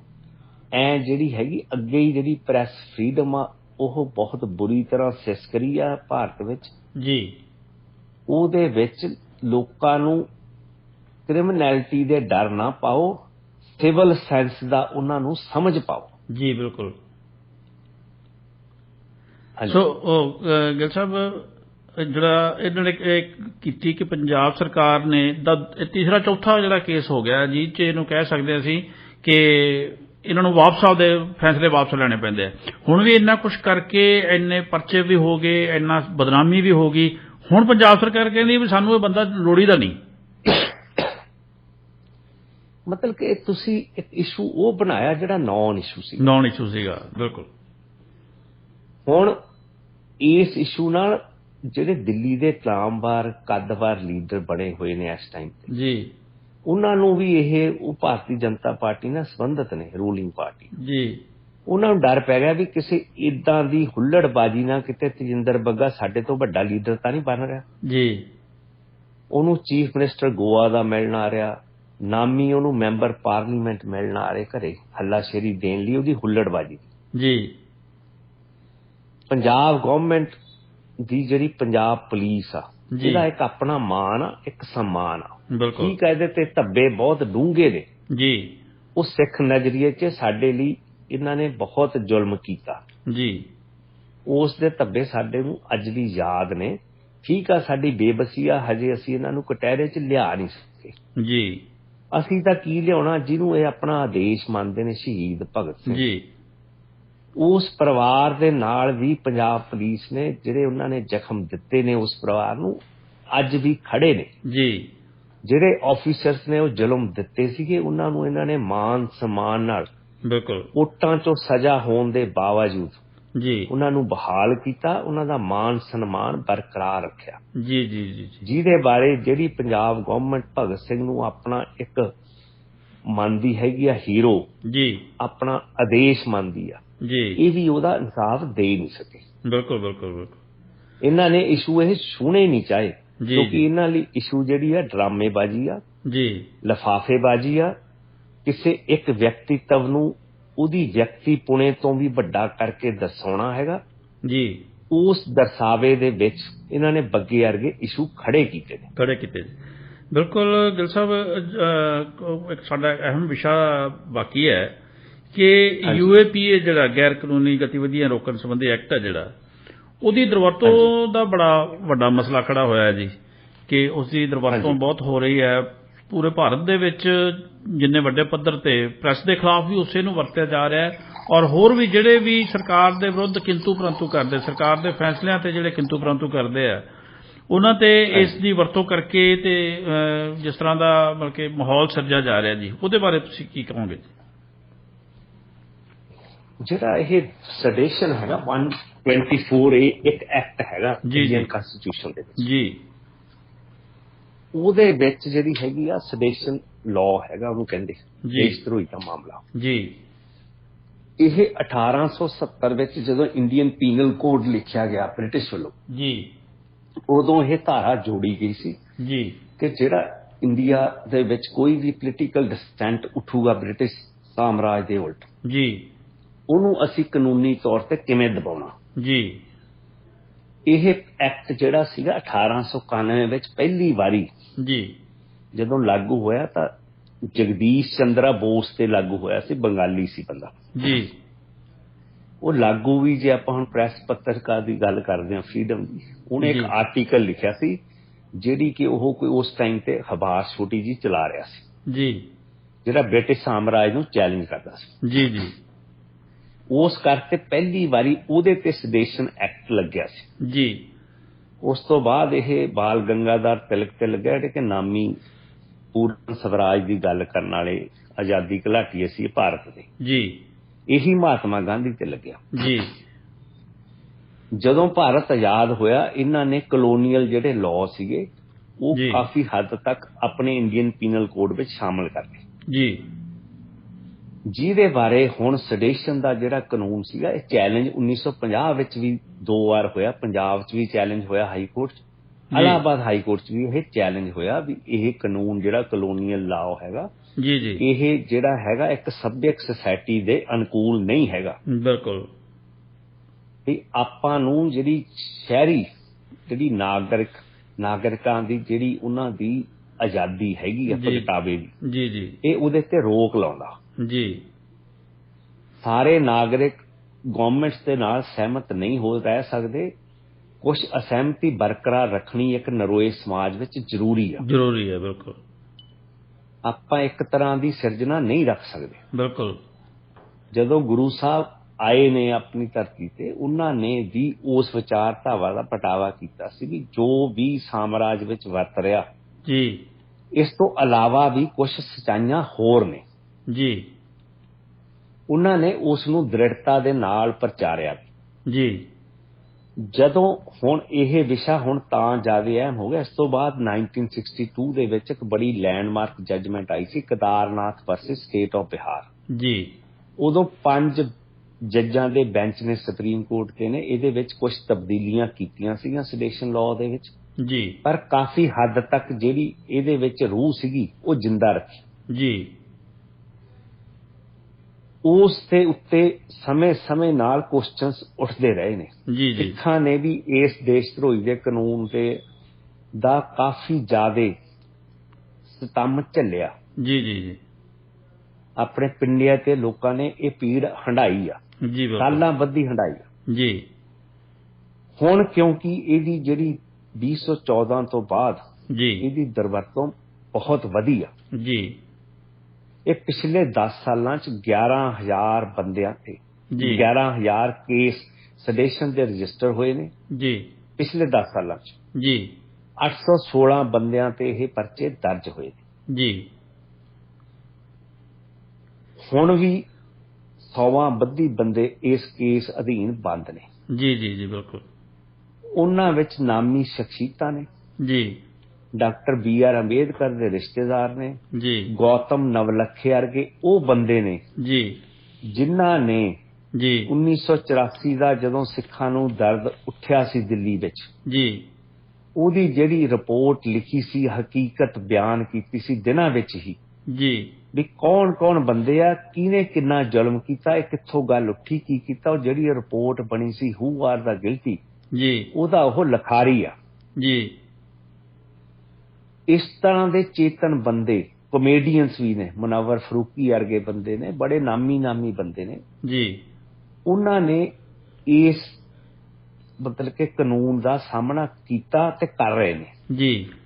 ਉਸ ਬਾਰੇ ਸੈਵਰਲ ਪਟੀਸ਼ਨਸ ਪੈਂਡਿੰਗ ਸੀਗੀਆਂ ਸੁਪਰੀਮ ਕੋਰਟ ਵਿੱਚ ਜਿਹੜੇ ਪ੍ਰੈਜ਼ੈਂਟ ਸੁਪਰੀਮ ਕੋਰਟ ਦੇ ਚੀਫ ਜਸਟਿਸ ਆਫ ਇੰਡੀਆ ਨੇ ਰਮਾਨਨ ਜੀ ਉਹਨਾਂ ਨੇ ਪਿਛਲੇ ਸਾਲ ਅਗਸਤ 2021 ਵਿੱਚ ਜੀ ਇਸ ਕਾਨੂੰਨ ਬਾਰੇ ਬੋਲਦਿਆਂ ਕਿਹਾ ਸੀ ਵੀ ਜਿਹੜਾ ਕਾਨੂੰਨ ਬਾਲ ਗੰਗਾਧਰ ਤਿਲਕ ਜੀ ਮਹਾਤਮਾ ਗਾਂਧੀ ਤੇ ਲੱਗਿਆ ਜੀ ਜਿਸ ਮਕਸਦ ਲਈ ਬ੍ਰਿਟਿਸ਼ ਸਾਮਰਾਜ ਨੇ ਉਹਨਾਂ ਤੇ ਇਹ ਕੇਸ ਪਾਏ ਜੀ ਉਹ ਕਾਨੂੰਨ ਹੁਣ ਆਜ਼ਾਦ ਭਾਰਤ ਵਿੱਚ ਨਹੀਂ ਹੋਣੇ ਚਾਹੀਦੇ ਜੀ ਜੀ ਬਿਲਕੁਲ ਬਿਲਕੁਲ ਇਸ ਨੈਰੇਟਿਵ ਨੂੰ ਦਸੰਬਰ 2021 ਦੇ ਵਿੱਚ ਇੰਡੀਅਨ ਪਾਰਲੀਮੈਂਟ ਵਿੱਚ ਜਦੋਂ ਇਹ ਮੁੱਦਾ ਉੱਠਿਆ ਜੀ ਵੀ ਇਹਦੇ ਤੇ ਵਿਚਾਰ ਹੋਣੀ ਚਾਹੀਦੀ ਆ ਤਾਂ ਇੰਡੀਅਨ ਹੋਮ ਮਿਨਿਸਟਰ ਨੇ ਬੜਾ ਸਟਰੋਂਗ ਵਰਡਡ ਚ ਕਿਹਾ ਸੀ ਵੀ ਸੈਡੇਸ਼ਨ ਲਾਅ ਵਿਲ ਰਿਮੇਨ ਐਜ਼ ਸੱਚ ਇਹ ਇੰਡੀਆ ਦੀ ਸੋਵਰੇਨਟੀ ਨਾਲ ਸੰਬੰਧਿਤ ਆ ਇਹਦੀ ਇੰਟੈਗ੍ਰਿਟੀ ਨਾਲ ਸੰਬੰਧਿਤ ਆ ਜੀ ਪਰ ਜਦੋਂ ਸੈਵਰਲ ਪਟੀਸ਼ਨਸ ਹੋਣ ਜੀ ਸੁਪਰੀਮ ਕੋਰਟ ਸਾਹਮਣੇ ਆਈਆਂ ਤਾਂ 3 ਜੱਜਾਂ ਦਾ bench under the command of chief justice of India ਬੈਠਾ ਜੀ ਉਹਨਾਂ ਨੇ ਇਸ ਨੂੰ ਬਹੁਤ ਗੰਭੀਰਤਾ ਨਾਲ ਲਿਆ ਜੀ ਪਿਛਲੇ ਮਹੀਨੇ ਤੋਂ ਬੜੀ ਇਹਦੇ ਤੇ ਮਤਲਬ ਕਿ ਖਿੱਚਵੀਂ ਜਿਹੜੀ ਹੈਗੀ ਆ ਬਹਿਸ ਚੱਲ ਰਹੀ ਆ ਕੋਰਟ ਦੇ ਵਿੱਚ ਜੀ ਜੀ ਕੱਲ ਵੀ ਸੁਣਵਾਈ ਸੀਗੀ ਉਹਨਾਂ ਨੇ ਕੱਲ ਅਹਿਮ ਫੈਸਲਾ ਲੈਣਾ ਸੀ ਇਹਦੀ ਕਨਸਟੀਟਿਊਸ਼ਨੈਲਿਟੀ ਬਾਰੇ ਜੀ ਪਰ ਇੰਡੀਅਨ ਗਵਰਨਮੈਂਟ ਨੇ ਪਿਛਲੇ ਹਫ਼ਤੇ ਦੇ ਦੌਰਾਨ ਜੀ 3 ਵਾਰ ਆਪਣੇ ਬਿਆਨ ਬਦਲੇ ਨੇ ਜੀ ਪਹਿਲੇ ਇਹਨਾਂ ਨੇ ਕੋਰਟ ਨੂੰ ਕਿਹਾ ਵੀ ਨਹੀਂ ਇਸ ਕਾਨੂੰਨ ਦੀ ਅੱਜ ਵੀ ਉਨੀ ਜ਼ਰੂਰਤ ਆ ਜਿੰਨੀ ਬ੍ਰਿਟਿਸ਼ ਸਾਮਰਾਜ ਵੇਲੇ ਸੀ ਜੀ। ਜਦ ਕਿ ਬ੍ਰਿਟਿਸ਼ ਦੀ ਪਾਰਲੀਮੈਂਟ ਨੇ ਇਸ ਕਾਨੂੰਨ ਨੂੰ 1960 ਵਿੱਚ ਆਬਸੋਲੀਟ ਕਰਤਾ ਸੀਗਾ ਜੀ, ਤੇ ਇਹਨੂੰ ਪੂਰੀ ਤਰ੍ਹਾਂ 2009 ਦੇ ਵਿੱਚ ਇਹਨੂੰ ਟੋਟਲ ਰਿਪੀਲ ਕਰਤਾ ਸੀ। ਆਪਣੀਆਂ ਜਿਹੜੀਆਂ ਪੀਨਲ ਕੋਡ ਸੀ ਉਹਦੇ ਵਿੱਚੋਂ ਇਹਨੂੰ ਡਿਲੀਟ ਕਰਤਾ ਜੀ, ਜਿਨ੍ਹਾਂ ਨੇ ਇਹ ਕਾਨੂੰਨ ਬਣਾਇਆ ਸੀ। ਇਸੇ ਤਰ੍ਹਾਂ ਸਿੰਗਾਪੁਰ ਜੀ, ਜਿਹਦੇ ਵਿੱਚ ਵੀ ਕਲੋਨੀਅਲ ਰੂਲ ਐਗਜ਼ਿਸਟ ਕਰਦੇ ਸੀਗੇ ਕਿਉਂਕਿ ਉੱਥੇ ਬ੍ਰਿਟਿਸ਼ ਸਾਮਰਾਜ ਰਿਹਾ ਜੀ, ਉਹਨਾਂ ਨੇ ਵੀ ਪਿਛਲੇ ਸਾਲਾਂ ਵਿੱਚ ਇਸ ਕਾਨੂੰਨ ਨੂੰ ਆਪਣੇ ਕਾਨੂੰਨ ਵਿੱਚੋਂ ਖਾਰਜ ਕਰਤਾ ਜੀ। ਇਹਨਾਂ ਚੀਜ਼ਾਂ ਨੂੰ ਦੇਖ ਕੇ ਸੁਪਰੀਮ ਕੋਰਟ ਨੇ ਬਹੁਤ ਗੰਭੀਰਤਾ ਨਾਲ ਵਿਸ਼ਾ ਵਿਚਾਰਿਆ। ਇੰਡੀਆ ਨੇ ਫਿਰ ਪਹਿਲੇ ਕਿਹਾ ਵੀ ਨਹੀਂ ਇਹ ਕਾਨੂੰਨ ਰਹੂਗਾ ਜੀ, ਫਿਰ ਇਹਨਾਂ ਨੇ ਐਫੀਡੇਵਿਟ ਦਿੱਤਾ ਕਿ ਜਿਹੜੀ ਇਹ ਕਾਨੂੰਨ ਆ ਇਹ ਭਾਰਤੀ ਸੰਵਿਧਾਨ ਦਾ ਹਿੱਸਾ ਜੀ, ਇਹਦੇ ਤੇ ਸੁਪਰੀਮ ਕੋਰਟ ਨੂੰ ਕੋਈ ਵਿਚਾਰ ਕਰਨ ਦੀ ਲੋੜ ਨਹੀਂ ਜੀ। ਫਿਰ ਤੀਜਾ ਐਫੀਡੇਵਿਟ ਇਹਨਾਂ ਨੇ ਮੰਡੇ ਨੂੰ ਦਿੱਤਾ, ਨਵਾਂ ਪੈਰਾਗ੍ਰਾਫ, ਕਿ ਇੰਡੀਅਨ ਪ੍ਰਾਈਮ ਮਿਨਿਸਟਰ ਬਹੁਤ ਵਰਡ ਆ ਸਿਵਲ ਲਿਬਰਟੀਜ਼ ਬਾਰੇ ਜੀ, human rights aspect concerning with this sedition law ਜੀ, ਤੇ ਅਸੀਂ ਇਹਨੂੰ ਰੀਕਨਸੀਡਰ ਕਰਾਂਗੇ, ਇਸ ਲਾਅ ਨੂੰ ਅਸੀਂ ਰੀਫਰੇਜ਼ ਕਰਾਂਗੇ, ਇਸ ਲਈ ਕੋਰਟ ਇਸ ਦੀ ਸੁਣਵਾਈ ਬੰਦ ਕਰ ਦੇ ਜੀ। ਕੱਲ ਜਦੋਂ ਸੁਣਵਾਈ ਹੋਈ ਜੀ ਜੀ, ਲੇਟ ਈਵਨਿੰਗ ਸੁਣਵਾਈ ਹੋਈ ਆ 3 ਵਜੇ ਤੋਂ ਬਾਅਦ, ਉਦੋਂ ਜਿਹੜੇ ਮਦਈ ਪੱਖ ਦੇ ਬੰਦੇ ਸੀ ਜਿਨ੍ਹਾਂ ਨੇ ਪਟੀਸ਼ਨਸ ਫਾਈਲ ਕਰਨਾ, ਉਹਨਾਂ ਵੱਲੋਂ ਕਪਲ ਸਿੱਬਲ ਇੱਕ ਨਾਮੀ ਵਕੀਲ ਵੀ ਆ ਤੇ ਕਾਂਗਰਸ ਦੇ ਬਹੁਤ ਪ੍ਰੋਮੀਨੈਂਟ ਲੀਡਰ ਹੈ ਜੀ, ਬਿਲਕੁਲ। ਉਹਨਾਂ ਨੇ ਕਿਹਾ ਕਿ ਜਿਹੜਾ ਵਿਚਾਰਾਂ ਦਾ ਪ੍ਰਗਟਾਵਾ ਹੁੰਦਾ, ਜੇ ਕੋਈ ਇਹ ਕਹਿ ਰਹੇ ਵੀ ਡਿਸਅਫੈਕਸ਼ਨਸ ਉਹਦੇ ਨਾਲ ਕ੍ਰੀਏਟ ਹੁੰਦੀ ਆ, ਹੇਟਰੇਡ ਦੇ ਕੁਐਸਚਨਸ ਉੱਠਦੇ ਨੇ, ਇੰਡੀਆ ਦੀ ਸੋਵਰੇਨਟੀ ਦੇ ਕੁਐਸਚਨ ਹੁੰਦੇ ਨੇ, ਦੋਸ ਆਰ ਮੈਟਰਸ ਜੀ ਕੰਸਰਨਿੰਗ ਵਿਦ ਦਾ ਗਵਰਨੈਂਸ ਜੀ, ਉਹਨੂੰ ਇਹ ਨਾ ਸਮਝਿਆ ਜਾਵੇ ਕਿ ਇਹ ਤੁਹਾਡੇ ਦੇਸ਼ ਤੇ ਹਮਲਾ ਜੀ, ਇਹ ਵਿਚਾਰਾਂ ਦਾ ਵਖਰੇਵਾਂ ਜੀ, ਬਿਲਕੁਲ। ਇਹਨੂੰ ਦੇਸ਼ ਧਰੋਹੀ ਨਾ ਮੰਨਿਆ ਜਾਵੇ। ਗਵਰਨਮੈਂਟ ਨੂੰ ਫਿਰ ਚੀਫ ਜਸਟਿਸ ਇੰਡੀਆ ਨੇ ਬੜੀ ਮਤਲਬ ਕਿ ਸਟ੍ਰਿਕਟ ਟਰਮ ਵਿੱਚ ਕਿਹਾ, ਅੱਜ ਦੁਬਾਰਾ ਉਹਨਾਂ ਤੋਂ ਜਵਾਬ ਮੰਨਿਆ ਵੀ ਜੇ ਤੁਸੀਂ ਕਹਿੰਦੇ ਵੀ ਅਸੀਂ ਇਸ ਕਾਨੂੰਨ ਨੂੰ ਰਿਪੀਲ ਕਰਾਂਗੇ ਜੀ, ਸਾਨੂੰ ਵਚਨਬੱਧਤਾ ਦਿਓ ਜੀ, ਇਹ ਸਾਨੂੰ ਜਵਾਬ ਦਿਓ ਵੀ ਜਿਹੜੇ ਕੇਸ ਸੈਡੀਸ਼ਨ ਦੇ ਨਾਲ ਅੱਜ ਖੜੇ ਨੇ ਜੀ, ਜਾਂ ਅੱਗੇ ਤੋਂ ਕੋਈ ਸੈਡੀਸ਼ਨ ਦੇ ਜੇ ਕੋਈ ਕਿਸੇ ਤੇ ਕੇਸ ਰਜਿਸਟਰ ਕਰੋਗੇ ਜੀ, ਉਹ ਸਾਰੇ ਕਾਸੇ ਤੇ ਰੋਕ ਲਾ ਦਿੱਤੀ ਜਾਵੇ ਜੀ, ਤਾਂ ਅਸੀਂ ਸੁਣਵਾਈ ਟਾਲ ਲੈਂਦੇ ਹਾਂ ਜੀ। ਹੁਣ ਅੱਜ ਇੰਡੀਅਨ ਗਵਰਨਮੈਂਟ ਇਸ ਬਾਰੇ ਜਵਾਬ ਦੇਊਗੀ ਜੀ, ਪਰ ਇਹ ਸੀਰੀਅਸ ਇਸ਼ੂ ਉੱਠਿਆ ਹੈਗਾ, ਕਾਂਸਟੀਟਿਊਸ਼ਨਲ ਇਸ਼ੂ ਉੱਠਿਆ ਜੀ, ਕਾਫੀ ਦੇਰ ਬਾਅਦ ਇਹ ਇਸ਼ੂ ਉੱਠਿਆ ਹੈਗਾ ਜੀ, ਇਸ ਚੀਜ਼ ਦੇ ਵਿਚਾਰ ਕਰਨਾ ਹੀ ਪਊਗਾ ਜੀ ਜੀ। ਜੇ ਜਿਸ ਤਰ੍ਹਾਂ ਸੀਰੀਅਸਨੈਸ ਸੁਪਰੀਮ ਕੋਰਟ ਹੁਣ ਦਿਖਾ ਰਹੀ ਆ ਜੀ, ਇਹਨਾਂ ਨੇ ਬਾਕੀ ਇੱਕ ਹੋਰ ਅਹਿਮ ਇਸ਼ੂ ਜਿਹੜਾ ਬੰਦੀ ਜਿਹੜੇ ਪੋਲੀਟੀਕਲ ਪ੍ਰਿਜ਼ਨਰਸ ਬਾਰੇ ਉੱਠਿਆ ਜੀ ਜੀ, ਉਹਦੇ ਤੇ ਵੀ ਸੁਪਰੀਮ ਕੋਰਟ ਨੇ ਬੜਾ ਸਟਰੋਂਗ ਆਪਣਾ ਰੁਖ ਅਖਤਿਆਰ ਕੀਤਾ ਹੈ ਜੀ। ਉਹ ਪਰ ਉਹਨਾਂ ਨੇ ਤਾਮਿਲਨਾਡੂ ਬਾਰੇ ਕੀਤਾ ਕਿਉਂਕਿ ਤਾਮਿਲਨਾਡੂ ਵਿੱਚ ਅੱਜ ਵੀ 3 ਬੰਦੇ ਜੀ, ਇੱਕ ਲੇਡੀ ਆ, 2 ਬੰਦੇ ਨੇ, ਉਹ ਰਾਜੀਵ ਗਾਂਧੀ ਕਤਲ ਕੇਸ ਵਿੱਚ ਉਮਰ ਕੈਦ ਭੁਗਤ ਰਹੇ ਨੇ, ਪਹਿਲੇ ਉਹਨਾਂ ਨੂੰ ਫਾਂਸੀ ਹੋਈ ਸੀ ਜੀ। ਉਸ ਬਾਰੇ ਗਵਰਨਮੈਂਟ ਆਫ ਤਾਮਿਲਨਾਡੂ ਨੇ ਆਪਣੀ ਅਸੈਂਬਲੀ ਵਿੱਚ ਮਤਾ ਪਾਸ ਕੀਤਾ ਸੀ ਕਿ ਇਹਨਾਂ ਨੂੰ ਰਿਹਾ ਕਰ ਦਿਓ ਜੀ, ਕਿਉਂਕਿ ਉਹ ਤਾਮਿਲ ਨੇ, ਉਹ ਤਾਮਿਲਾਂ ਦੇ ਕੰਸਰਨ ਬਾਰੇ ਤਾਮਿਲਨਾਡੂ ਜਿਹੜੇ ਤਾਮਿਲ ਲੋਕੀ ਨੇ ਉਹ ਬੜੇ ਕੰਸਰਨ ਰਹਿੰਦੇ ਨੇ ਜੀ। ਆਈ ਵਿਸ਼ ਕਿ ਇਦਾਂ ਦੀਆਂ ਜਿਹੜੀਆਂ ਸਿੱਖ ਗਵਰਨਮੈਂਟਸ ਪੰਜਾਬ 'ਚ ਬਣੀਆਂ ਜੀ, ਜੇ ਉਹ ਵੀ ਇਸ ਇਸ਼ੂਜ਼ ਬਾਰੇ ਉਨਾ ਕੰਸਰਨਡ ਹੁੰਦੇ, ਨਾ ਕਿ ਹੁਣ ਇਹਨਾਂ ਇਸ਼ੂਜ਼ ਦੇ ਰਾਹੀਂ ਆਪਣੀ ਪੋਲੀਟੀਕਲ ਪਛਾਣ ਲੱਭ ਰਹੇ ਹੁੰਦੇ ਜੀ। ਉਸ ਚੀਜ਼ ਨੂੰ ਗਵਰਨਰ ਨੇ ਮੰਨਿਆ ਨਹੀਂ ਸੀ ਜੀ, ਉਹ ਕੇਸ ਪੈਂਡਿੰਗ ਰਿਹਾ, ਉਹਨੇ ਪ੍ਰੈਜ਼ੀਡੈਂਟ ਤੋਂ ਸਲਾਹ ਮੰਗ ਲਈ, ਤਾਮਿਲਨਾਡੂ ਨੇ ਉਸ ਚੀਜ਼ ਬਾਰੇ ਸੁਪਰੀਮ ਕੋਰਟ 'ਚ ਚੈਲੰਜ ਕਰਤਾ ਜੀ।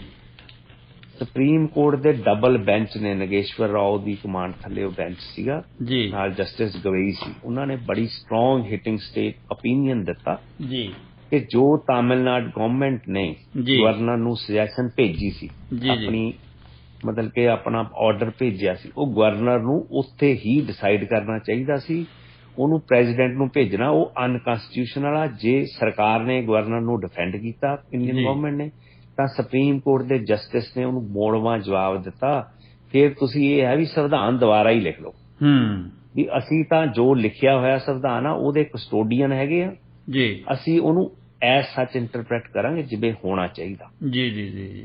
ਉਹਨਾਂ ਨੇ ਤਾਮਿਲਨਾਡੂ ਗਵਰਨਮੈਂਟ ਦੀ ਪਟੀਸ਼ਨ ਸਵੀਕਾਰ ਕੀਤੀ ਆ ਜੀ, ਹੁਣ ਮਤਲਬ ਕਿ ਆਪਾਂ ਦੇਖਾਂਗੇ ਕਿ ਉਹ ਰਾਜੀਵ ਗਾਂਧੀ ਨਾਲ ਜੁੜੇ ਹੋਏ ਮੁੱਦੇ ਦੇ ਬੰਦੇ ਰਿਹਾ ਹੋਣਗੇ ਜੀ। ਆਈ ਵੈਲਕਮ ਦੈਟ ਸਟੈਪ। ਜੀ ਜੀ ਬਿਲਕੁਲ। ਇਸ ਤੋਂ ਬਾਅਦ ਸੁਪਰੀਮ ਕੋਰਟ ਦੇ ਉਹਨਾਂ ਡਬਲ ਬੈਂਚ ਨੇ ਇਹ ਵੀ ਟਿੱਪਣੀ ਕੀਤੀ ਵੀ ਜਿਹੜੇ 20 ਸਾਲ ਤੋਂ ਜ਼ਿਆਦਾ ਜਿਨ੍ਹਾਂ ਨੇ ਸਜ਼ਾਵਾਂ ਕੱਟ ਲਈਆਂ ਨੇ ਲਾਈਫ ਸੈਂਟੈਂਸ ਜੀ, ਉਹਨਾਂ ਬਾਰੇ ਅਸੀਂ ਸਮੇਂ ਸਿਰ ਜੱਜਮੈਂਟਸ ਦਿੰਦੇ ਰਹੇ ਹਾਂ ਕਿ ਉਹਨਾਂ ਨੂੰ ਰਿਹਾ ਕੀਤਾ ਜਾਵੇ। ਦੇ should be given A second chance ਜੀ। ਹੁਣ ਜਦੋਂ ਇਹ ਮੁੱਦਾ ਪੰਜਾਬ 'ਚ ਉੱਠ ਰਿਹਾ, ਸ਼੍ਰੋਮਣੀ ਅਕਾਲੀ ਦਲ ਬਾਦਲ ਇਸ ਨੂੰ ਉਠਾ ਰਿਹਾ ਜੀ। ਅੱਜ ਵੀ SGPC ਨੇ ਅੰਡਰ ਦੀ command of president of Shiromani Gurdwara Parbandhak Committee mister Dhami Sahib ਦੇ ਜੀ ਥੱਲੇ ਮੀਟਿੰਗ ਹੋ ਰਹੀ ਹੈ। ਪਹਿਲੇ ਉਹ ਚੰਦ ਜਥੇਬੰਦੀਆਂ ਦੀ ਮੀਟਿੰਗ ਸੀ, ਹੁਣ ਇਹਨਾਂ ਨੇ ਓਪਨ ਸੱਦਾ ਦੇਤਾ ਜਦੋਂ ਇਹਨਾਂ ਤੇ ਪ੍ਰੈਸ਼ਰ ਪਿਆ ਜੀ। ਪਰ ਮੈਨੂੰ ਇਹਨਾਂ ਦੀ ਇੰਟੈਂਟ ਤੇ ਅੱਜ ਵੀ ਭਰੋਸਾ ਨਹੀਂ ਜੀ। ਇਹ ਇਸ ਮੁੱਦੇ ਨੂੰ ਜੋ ਸਿੱਖ ਬੰਦੀਆਂ ਦਾ ਬੜੇ ਲੰਮੇ ਚਿਰ ਤੋਂ ਸਿਸਕਦਾ ਰਿਹਾ ਹੈ ਮੁੱਦਾ ਜੀ, ਉਹਦੇ ਬਾਰੇ ਜੇ ਇਹ ਕੋਈ ਫੈਸਲਾ ਅੱਜ ਮੀਟਿੰਗ ਕਰ ਰਹੇ ਨੇ, ਉਹਦੀ ਇੰਟੈਂਟ ਕਲੀਅਰ ਕਰਨ ਵੀ ਕਿਤੇ ਇਹ ਸ਼੍ਰੋਮਣੀ ਅਕਾਲੀ ਦਲ ਨੂੰ ਬੈਕਡੋਰ ਐਂਟਰੀ ਤਾਂ ਨਹੀਂ ਪੰਥਕ ਸਫੇਅਰ 'ਚ ਲਿਆਉਣ ਲਈ ਇੱਕ ਕਦਮ ਜਿਹੜੇ ਪੱਟ ਰਹੇ ਨੇ ਜਾਂ ਯਤਨ ਕਰ ਰਹੇ ਨੇ। ਇਹਨਾਂ ਦੀ ਐਂਟਰੀ ਹੋਣੀ ਨਹੀਂ ਜੀ। ਪਹਿਲੇ ਇਹਨਾਂ ਨੂੰ ਆਪਣੀਆਂ ਇੰਟੈਂਸ਼ਨਸ ਬੜੀ ਕਲੀਅਰਲੀ ਤੇ ਸਪੈਸੀਫਿਕਲੀ ਡਿਫਾਈਨ ਕਰਨੀਆਂ ਪੈਣਗੀਆਂ ਜੀ ਜੀ। ਵੀ ਜੇ ਤੁਸੀਂ ਇਸ ਤਰ੍ਹਾਂ ਦਾ ਕੋਈ ਯਤਨ ਕਰਦੇ ਹੋ ਤਾਂ ਤੁਸੀਂ ਇਸ ਜਿਹੜੀ ਸੰਸਥਾ ਦੀ ਭਰੋਸੇਯੋਗਤਾ ਵੀ ਖਤਮ ਕਰ ਦਿਓਗੇ। ਹਾਂਜੀ ਜੀ। ਮਤਲਬ ਕਿ ਅੱਗੇ ਹੀ SGPC ਤੇ ਬੜੇ ਸੀਰੀਅਸ ਕੁਐਸਚਨਸ ਉੱਠ ਰਹੇ ਨੇ, ਉਹਨਾਂ ਦੀ ਇੰਟੈਗ੍ਰਿਟੀ ਤੇ ਕੁਐਸਚਨਸ ਉੱਠ ਰਹੇ ਨੇ, ਉਹਨਾਂ ਵੱਲੋਂ ਚੈਨਲ ਨਾ ਚਲਾਏ ਜਾਣ ਕਰਕੇ ਕੁਐਸਚਨਸ ਉੱਠ ਰਹੇ ਨੇ। ਪਹਿਲੇ ਵੀ ਜਦੋਂ ਹਾਂਜੀ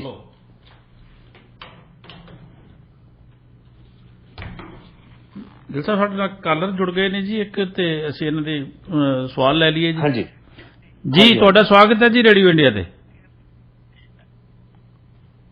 ਹੈਲੋ ਆਪਣਾ ਬਲਦੇਵ ਸਿੰਘ ਜੀ ਭੰਮ ਸਾਹਿਬ, ਤੁਹਾਡਾ ਬਹੁਤ ਬਹੁਤ ਧੰਨਵਾਦ ਜੀ ਜੀ ਜੀ ਥੈਂਕ ਯੂ। ਤੇ ਗਿੱਲ ਸਾਹਿਬ ਜੀ ਦਾ ਬਹੁਤ ਧੰਨਵਾਦ ਕਿ ਇਹਨਾਂ ਨੇ ਅੱਜ ਆਪਣੇ ਜਿਹੜੇ ਇਸ਼ੂ ਸੀ ਉਹਨਾਂ ਬਾਰੇ ਗਿਆਨ ਦਿੱਤਾ, ਬਹੁਤ ਹੀ ਅੱਛਾ ਗਿਆਨ ਦੇ ਰਹੇ ਜੀ। ਮੈਂ ਗਿੱਲ ਸਾਹਿਬ ਨੂੰ ਇਹ ਬੇਨਤੀ ਕਰਨਾ ਚਾਹੁੰਦਾ ਕਿ ਜਿਹੜਾ ਬੱਗਾ ਦਾ ਇਸ਼ੂ ਸੀਗਾ ਉਹਦੇ ਨਾਲ ਪੰਜਾਬ ਦੀ ਜਿਹੜੀ ਪੋਲਿਟਿਕਸ ਤੇ ਪੰਜਾਬ ਦੇ ਲੋਕਾਂ ਤੇ ਕੀ ਅਸਰ ਪਿਆ, ਲੋਕਾਂ ਦੀ ਇਹਦੀ ਗਵਰਨੈਂਸ ਜਿਹੜੀ ਆਮ ਆਦਮੀ ਪਾਰਟੀ ਦੀ ਜਿਹੜੀ ਲੋਕਾਂ ਨੂੰ ਸੀਗੀ ਉਹ ਤੇ ਕੀ ਲੱਗਦਾ ਹੈ, ਕੀ ਪ੍ਰਭਾਵ ਜਾ ਰਿਹਾ ਹੈ ਵੀ ਇਹਨਾਂ ਦਾ ਵੀ ਵਰਕਿੰਗ ਸਟਾਈਲ ਕਿਸ ਤਰ੍ਹਾਂ ਦਾ ਦੂਜੀਆਂ ਪਾਰਟੀਆਂ ਵਰਗਾ ਹੈ ਜਾਂ ਕੋਈ ਇਹ ਗਲਤੀ 'ਚ ਹੋਇਆ ਹੈ ਜਾਂ ਇਹਨਾਂ ਦੀ ਜਿਹੜਾ ਦਿੱਲੀ ਸਰਕਾਰ ਦੇ ਕੇਜਰੀਵਾਲ ਨੂੰ ਖੁਸ਼ ਕਰਨ ਵਾਸਤੇ ਕੀਤਾ ਗਿਆ। ਮੈਂ ਇਸ ਤੇ ਇਹੀ ਕਹਿਣਾ ਚਾਹੂੰਗਾ ਕਿ ਇਸ ਦੇ ਨਾਲ ਲੋਕਾਂ ਵਿੱਚ ਇੱਕ ਫੁਲਿਸ਼ ਫੇਸ ਗਵਰਨਮੈਂਟ ਦਾ ਸਾਹਮਣੇ ਆਇਆ ਜੀ। ਇੱਕ ਇਹਨਾਂ ਦਾ ਸੁਪਰੀਮੋ ਹੋਊਗਾ, ਉਹ ਪੰਜਾਬ ਦਾ ਸੁਪਰੀਮੋ ਨਹੀਂ ਹੈਗਾ ਜੀ। ਇਹਨਾਂ ਦੀ ਪਾਰਟੀ ਦਾ ਆਪਾਂ ਮੰਨਦੇ ਹਾਂ, ਇੱਕ ਪਾਰਟੀ ਦਾ ਆਪਣਾ ਕਨਵੀਨਰ ਆ, ਕਾਂਗਰਸ ਵਾਲਿਆਂ ਲਈ ਗਾਂਧੀ ਪਰਿਵਾਰ ਸੁਪਰੀਮੋ ਆ ਜੀ, BJP ਵਾਲਿਆਂ ਲਈ ਨਰਿੰਦਰ ਮੋਦੀ ਜਾਂ RSS ਸੁਪਰੀਮੋ ਆ ਜੀ। ਪਰ ਜਿਹੜਾ ਨੈਰੇਟਿਵ ਪੰਜਾਬ 'ਚ ਆ ਉਹਦੇ ਨਾਲ ਸਾਨੂੰ ਇਹ ਆਇਆ ਕਿ ਸਾਡਾ ਲੈਵਲ ਆਫ ਗਵਰਨੈਂਸ ਜੀ ਕਿੰਨਾ ਥੱਲੇ ਗਹਿਰਾਈਆਂ ਤੱਕ ਥੱਲੇ ਨਵਾਨ 'ਚ ਆ ਗਿਆ ਜੀ। ਇੱਥੇ ਸ਼ਬਦਾਵਲੀ ਪੋਲੀਟੀਕਲ ਸਫੇਅਰ ਵਿੱਚ ਕੱਲਾ ਬੱਗਾ ਹੀ ਨਹੀਂ, ਇੱਥੇ ਸਾਰੇ ਹੀ ਬੱਗੇ ਨੇ ਜੀ ਜੀ ਬਿਲਕੁਲ ਬਿਲਕੁਲ। ਪਰ ਜੇ ਸੰਜੀਦਾ ਹੁੰਦੀ ਪੰਜਾਬ ਗਵਰਨਮੈਂਟ ਇੱਕ ਵਿਅਕਤੀ ਦੀ ਖੁਸ਼ੀ ਹਾਸਲ ਕਰਨ ਲਈ ਜੀ ਪੰਜਾਬ ਗਵਰਨਮੈਂਟ ਨੂੰ ਤੇ ਪੰਜਾਬ ਪੁਲਿਸ ਨੂੰ ਦਾਅ ਤੇ ਨਹੀਂ ਲਾਉਣਾ ਚਾਹੀਦਾ ਜੀ, ਕਿਉਂਕਿ ਇਸੇ ਸੰਦਰਭ ਵਿੱਚ ਰਾਜਸਥਾਨ ਤੋਂ ਤੁਹਾਡੇ 14 ਪੁਲਿਸ ਵਾਲਿਆਂ ਤੇ ਕੇਸ ਰਜਿਸਟਰ ਹੋ ਗਿਆ ਜੀ, ਉਹ ਵੀ ਇੱਕ ਡਰੱਗ ਕੇਸ ਦੇ ਵਿੱਚ ਜੀ। ਉਹਦੀਆਂ ਬੜੀਆਂ ਵਾਈਡਰ ਇੰਪਲੀਕੇਸ਼ਨਸ ਹੈਗੀਆਂ ਨੇ। ਜੇ ਹੁਣ ਦਿੱਲੀ ਪੁਲਿਸ ਜਿਸ ਤਰ੍ਹਾਂ ਵਾਰੰਟ ਲੈ ਕੇ ਆਈ ਸੀ ਦਿੱਲੀ ਕੋਰਟ ਤੋਂ ਜੀ, ਉਹਦੇ ਵਿੱਚ ਕਿਡਨੈਪਿੰਗ ਦੇ ਪਰਚੇ ਦਾ ਧਾਰਾ ਸੀਗੀ ਜੀ, ਪਰ ਉਹਨਾਂ ਨੇ ਕਿਹੜੇ ਕਾਰਨਾਂ ਕਰਕੇ ਉਹ ਕਾਰਵਾਈ ਕਿਉਂ ਨਹੀਂ ਕੀਤੀ, ਉਹਨਾਂ ਨੇ ਪੁਲਿਸ ਵਾਲੇ ਉਹ ਅਰੈਸਟ ਕਿਉਂ ਨਹੀਂ ਕੀਤੇ ਜੀ, ਉਹ that might be a different matter ਜਿਹਦੇ ਬਾਰੇ ਕੋਈ ਵੀ ਗੱਲ ਬਾਹਰ ਨਹੀਂ ਆਈ ਜੀ ਬਿਲਕੁਲ।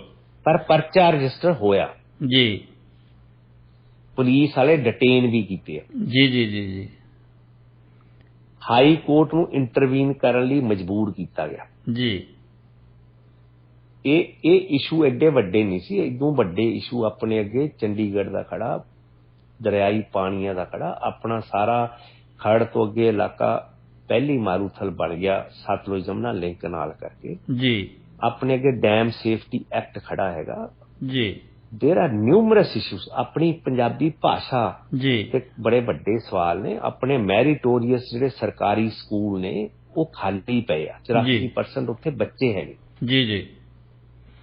अपने आदर्श स्कूल शुरू करने चाहे सी 97 विच भी 2007 विच भी, वो किसी प्राइवेट पार्टनरशिप नाल इन्हां ने खड़े करने चाहे सी अकाली गवर्नमेंट ने जी, वो खंडर बने खड़े आ जी।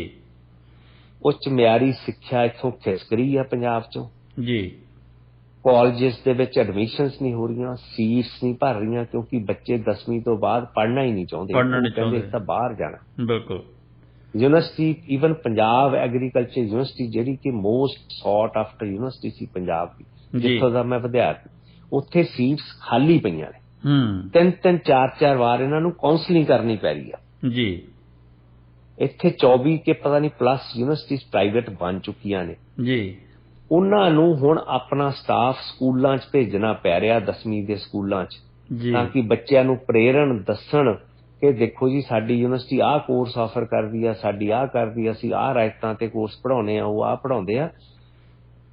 इन्ना वड्डा खला आ गया पंजाब विच, अपने रोज बच्चे मर रहे आ ड्रग ओवरडोज ना, अपनी विहोणी हो रही आ जिहड़ी अपनी पब्लिक हैगी आ, लीडरशिप तलाश कर रही है सिख कौम, उन्हां नूं लभ नहीं रही असीं, क्योंकि अपना लैंड कंटेंट गवा चुके हैं जी जी। बिल्कुल। इस सके बग्गे वर्गे इशू तां मेरा ख्याल इशू कदी बनने ही नहीं चाहिए जी। बिल्कुल। ਗਿੱਲ ਸਾਹਿਬ सिर्फ साडे कोले क्योंकि 10 मिनट ਦਾ ਹੀ ਸਮਾਂ ਬਾਕੀ ਰਹਿ ਗਿਆ ਜੀ, ਔਰ ਅਸੀਂ ਤੁਹਾਡੇ ਤੋਂ ਜਾਣਨਾ ਚਾਹੁੰਦੇ ਸੀਗੇ ਅਕਾਲੀ ਦਲ ਜਿਹੜਾ ਉਹਦੀ ਰਾਜਨੀਤੀ ਹੁਣ ਕਿੱਥੇ ਖੜੀ ਹੈ ਜੀ, ਤੇ ਸ਼੍ਰੀ ਅਕਾਲ ਤਖਤ ਸਾਹਿਬ ਦੇ ਜਥੇਦਾਰ ਨੇ ਵੀ ਪਿਛਲੇ ਸਮੇਂ ਦੇ ਵਿੱਚ ਇੱਕ ਬੜਾ ਬਿਆਨ ਦਿੱਤਾ ਜੀ, ਤੇ ਬੜਾ ਵਾਵੇਲਾ ਖੜਾ ਹੋਇਆ ਕਿ ਸਾਡੀਆਂ ਨਸਲਾਂ ਸਾਡੀਆਂ ਫਸਲਾਂ ਜਿਹੜੀਆਂ ਉਹ ਬਰਬਾਦ ਕੀਤੀਆਂ ਜਾ ਰਹੀਆਂ ਨੇ, ਇੱਕ ਸਾਜ਼ਿਸ਼ ਦੇ ਤਹਿਤ ਸਾਰਾ ਵਰਤਾਂਤ ਜਿਹੜਾ ਸਿਰਜਿਆ ਜਾ ਰਿਹਾ ਹੈ। ਇਸ ਚੀਜ਼ ਨੂੰ ਤੁਸੀਂ ਕਿਵੇਂ ਲੈਂਦੇ ਹੋ ਜੀ? ਲੋ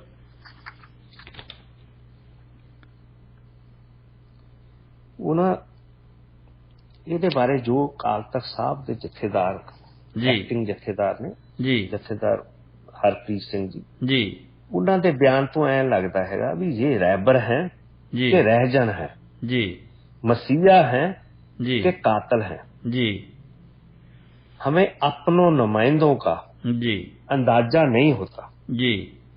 ये हुण सिख अवाम लई तय करना बड़ा मुश्किल हो गया भी आपां किस मकाम ते खड़े हैं। जदों अपना अकाल तख्त साहब दा एक्टिंग जथेदार ये गल कहे जी कि साडियां नस्लां भी खत्म हो गई ते साडियां फसलां भी खत्म हो गई जी,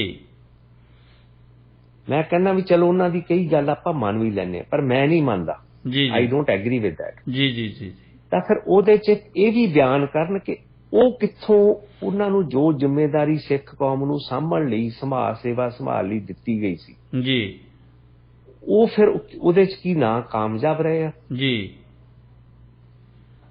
ਉਹਨਾਂ ਅੱਗੇ ਐਡੇ ਵੱਡੇ ਇਸ਼ੂਜ਼ ਆਏ ਜੀ ਇਸ ਅਕਾਲ ਤਖਤ ਦੇ ਜਥੇਦਾਰਾਂ ਅੱਗੇ, ਅੱਜ ਨਹੀਂ ਸਮੇਂ ਸਮੇਂ ਸਿਰ ਚੈਲੰਜ ਆਉਂਦੇ ਰਹੇ ਆ ਸਿੱਖ ਕੌਮ ਨੂੰ ਜੀ ਜੀ।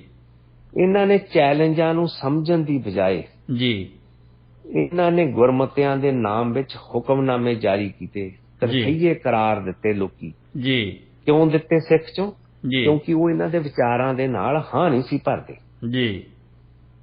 ਪ੍ਰੋਫੈਸਰ ਦਰਸ਼ਨ ਸਿੰਘ ਵਰਗੇ ਵਿਦਵਾਨ ਆਪਾਂ ਸਿੱਖ ਕੌਮ ਨੇ ਆਪਣੇ ਪੰਥ ਚੋਂ ਛਕਵਾਤੇ ਜੀ, ਸਿਰਫ ਇਹਨਾਂ ਦੀਆਂ ਆਪ ਹਜ਼ਾਰੀਆਂ ਕਰਕੇ ਜੀ ਜੀ ਜੀ। ਸੱਚਾ ਸੌਦੇ ਵਰਗਾ ਕਾਤਲ ਜੀ ਨੂੰ ਇਹ ਆਪ ਹੀ ਮਾਫੀਨਾਮਾ ਲਿਖ ਕੇ ਮਾਫੀ ਦੇ ਦਿੰਦੇ ਆ ਜੀ, ਫਿਰ ਮੁੱਕਰ ਜਾਂਦੇ ਆ ਬਿਲਕੁਲ। ਉਸ ਜਥੇਦਾਰ ਜਿਹੜਾ ਜਿਸ ਸੀਟ ਤੇ ਉਹ ਬੈਠਾ ਜੀ ਤੇ ਜਿਸ ਵੇਲੇ ਉਹਨੇ ਬਿਆਨ ਦਿੱਤਾ ਇਹ ਜੀ, ਉਦੋਂ ਉਹਦੇ ਨਾਲ ਉਹ ਜਥੇਦਾਰ ਵੀ ਪਹਿਲਾਂ ਰਹਿ ਚੁੱਕਿਆ ਬੈਠਾ ਸੀ ਜੀ, ਜਿਹਨੇ ਆਹ ਮਾਫੀਨਾਮੇ ਲਿਖੇ ਤੇ ਮੁੜ ਕੇ ਮੁੱਕਰੇ ਜੀ ਜੀ ਜੀ।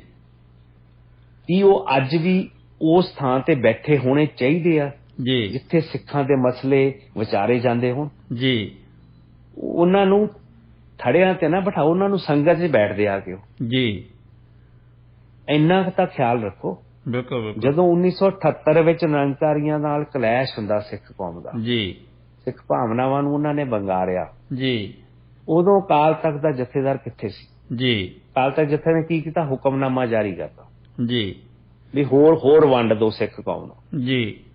1984 ਦਾ ਸਾਕਾ ਵਾਪਰਿਆ ਜੀ, ਅਕਾਲ ਤਖਤ ਦਾ ਜਥੇਦਾਰ ਕਿਰਪਾਲ ਸਿੰਘ ਜੀ ਭਾਰਤੀ ਸਰਕਾਰ, ਭਾਰਤੀ ਨਿਜ਼ਾਮ, ਇੰਦਰਾ ਗਾਂਧੀ ਦਾ ਪੱਖ ਪੂਰ ਰਿਹਾ ਸੀ ਅਗਲੇ ਦਿਨ ਜੀ। ਜਦੋਂ ਇੰਦਰਾ ਗਾਂਧੀ ਆਈ ਉੱਥੇ ਅਟੈਕ ਕਰਨ ਤੋਂ ਬਾਅਦ, ਉਹਦੇ ਅੱਗੇ ਗਿਆਨੀ ਸਾਹਿਬ ਸਿੰਘ ਹੁਣੀ ਭੱਜੇ ਫਿਰਦੇ ਸੀ ਜੀ। ਇਹ ਮੈਂ ਆਪਣੀਆਂ ਅੱਖਾਂ ਨਾਲ ਬਿਲਕੁਲ ਮੈਂ ਹੰਢਾਏ ਨੇ, ਮੇਰੇ ਸਾਹਮਣੇ ਇਹ ਮੂਰਤਾਂ ਅੱਜ ਵੀ ਮੌਜੂਦ ਨੇ ਜੀ ਜੀ ਜੀ। ਕੀ ਆਪਣੀ ਗੈਰਤ ਅਕਾਲੀ ਫੂਲਾ ਸਿੰਘ ਨੂੰ ਭੁੱਲ ਗਏ ਜੀ? ਬਿਲਕੁਲ।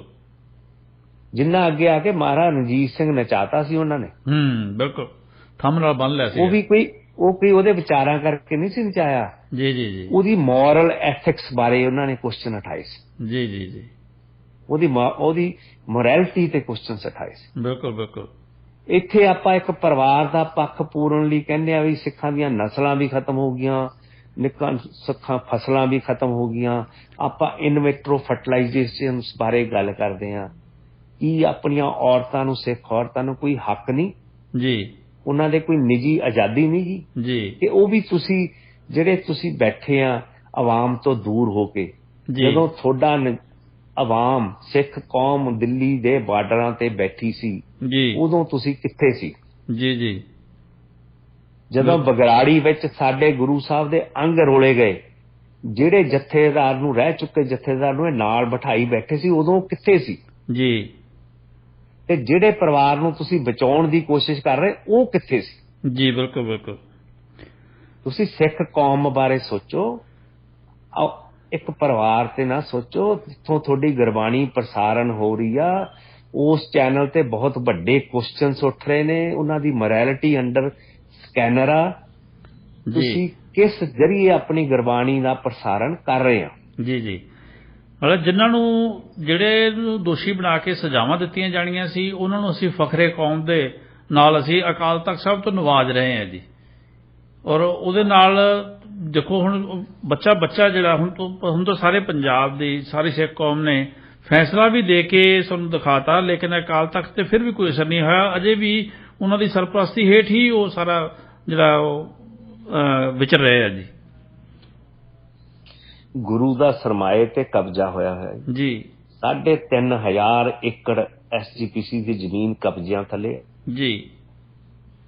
ਉਹ SGPC ਦੀ ਜ਼ਮੀਨ ਤਾਂ ਬਣੀ ਆ ਕਿਉਂਕਿ ਗੁਰੂ ਦੇ ਸਿੱਖਾਂ ਨੇ ਆਪਣੇ ਦਸਵੰਧ ਵਿੱਚੋਂ ਉਹ ਭੇਟਾ ਕੀਤੀ ਸੀ ਆਪਣੇ ਅਸਥਾਨਾਂ ਨੂੰ, ਤਾਂ ਕਿ ਗੁਰੂ ਦੀ ਸੇਵਾ ਵਿੱਚ ਅਸੀਂ ਵਾਧਾ ਕਰ ਸਕੀਏ ਜੀ। ਸਾਰਿਆਂ ਨਾਲੋਂ ਵੱਡਾ ਲਿਟੀਗੈਂਟ ਕਲਾਸ ਇਸ ਟਾਈਮ ਤੇ SGPC ਹੈ, ਕਿਉਂਕਿ ਪੰਜਾਬ ਵਿੱਚ ਹੁਣ ਨਜਾਇਜ਼ ਕਬਜ਼ਿਆਂ ਬਾਰੇ ਬੜੀ ਮੁਹਿੰਮ ਚਲਾਈ ਹੋਈ ਹੈ ਪ੍ਰੈਜ਼ੈਂਟ ਗਵਰਨਮੈਂਟ ਨੇ ਜੀ।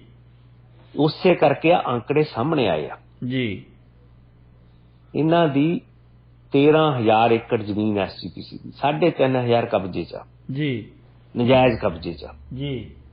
ਕੀ ਇਹ ਵੀ ਪੰਜਾਬ ਗਵਰਨਮੈਂਟ ਵੱਲੋਂ ਸੁਹਿਰਦ ਹੋਣਗੇ ਜਥੇਦਾਰ ਸਾਹਿਬ? ਬਿਲਕੁਲ। ਉਹ ਗੁਰੂ ਦਾ ਸਰਮਾਇਆ ਜੀ, ਉਹਨੂੰ ਤਾਂ ਪਹਿਲੇ ਯਾਦ ਕਰਾ ਲਓ। ਤੁਸੀਂ ਕੌਮ ਦੀ ਚਿੰਤਾ ਬਾਅਦ ਚ ਕਰ ਲਿਓ ਜੀ।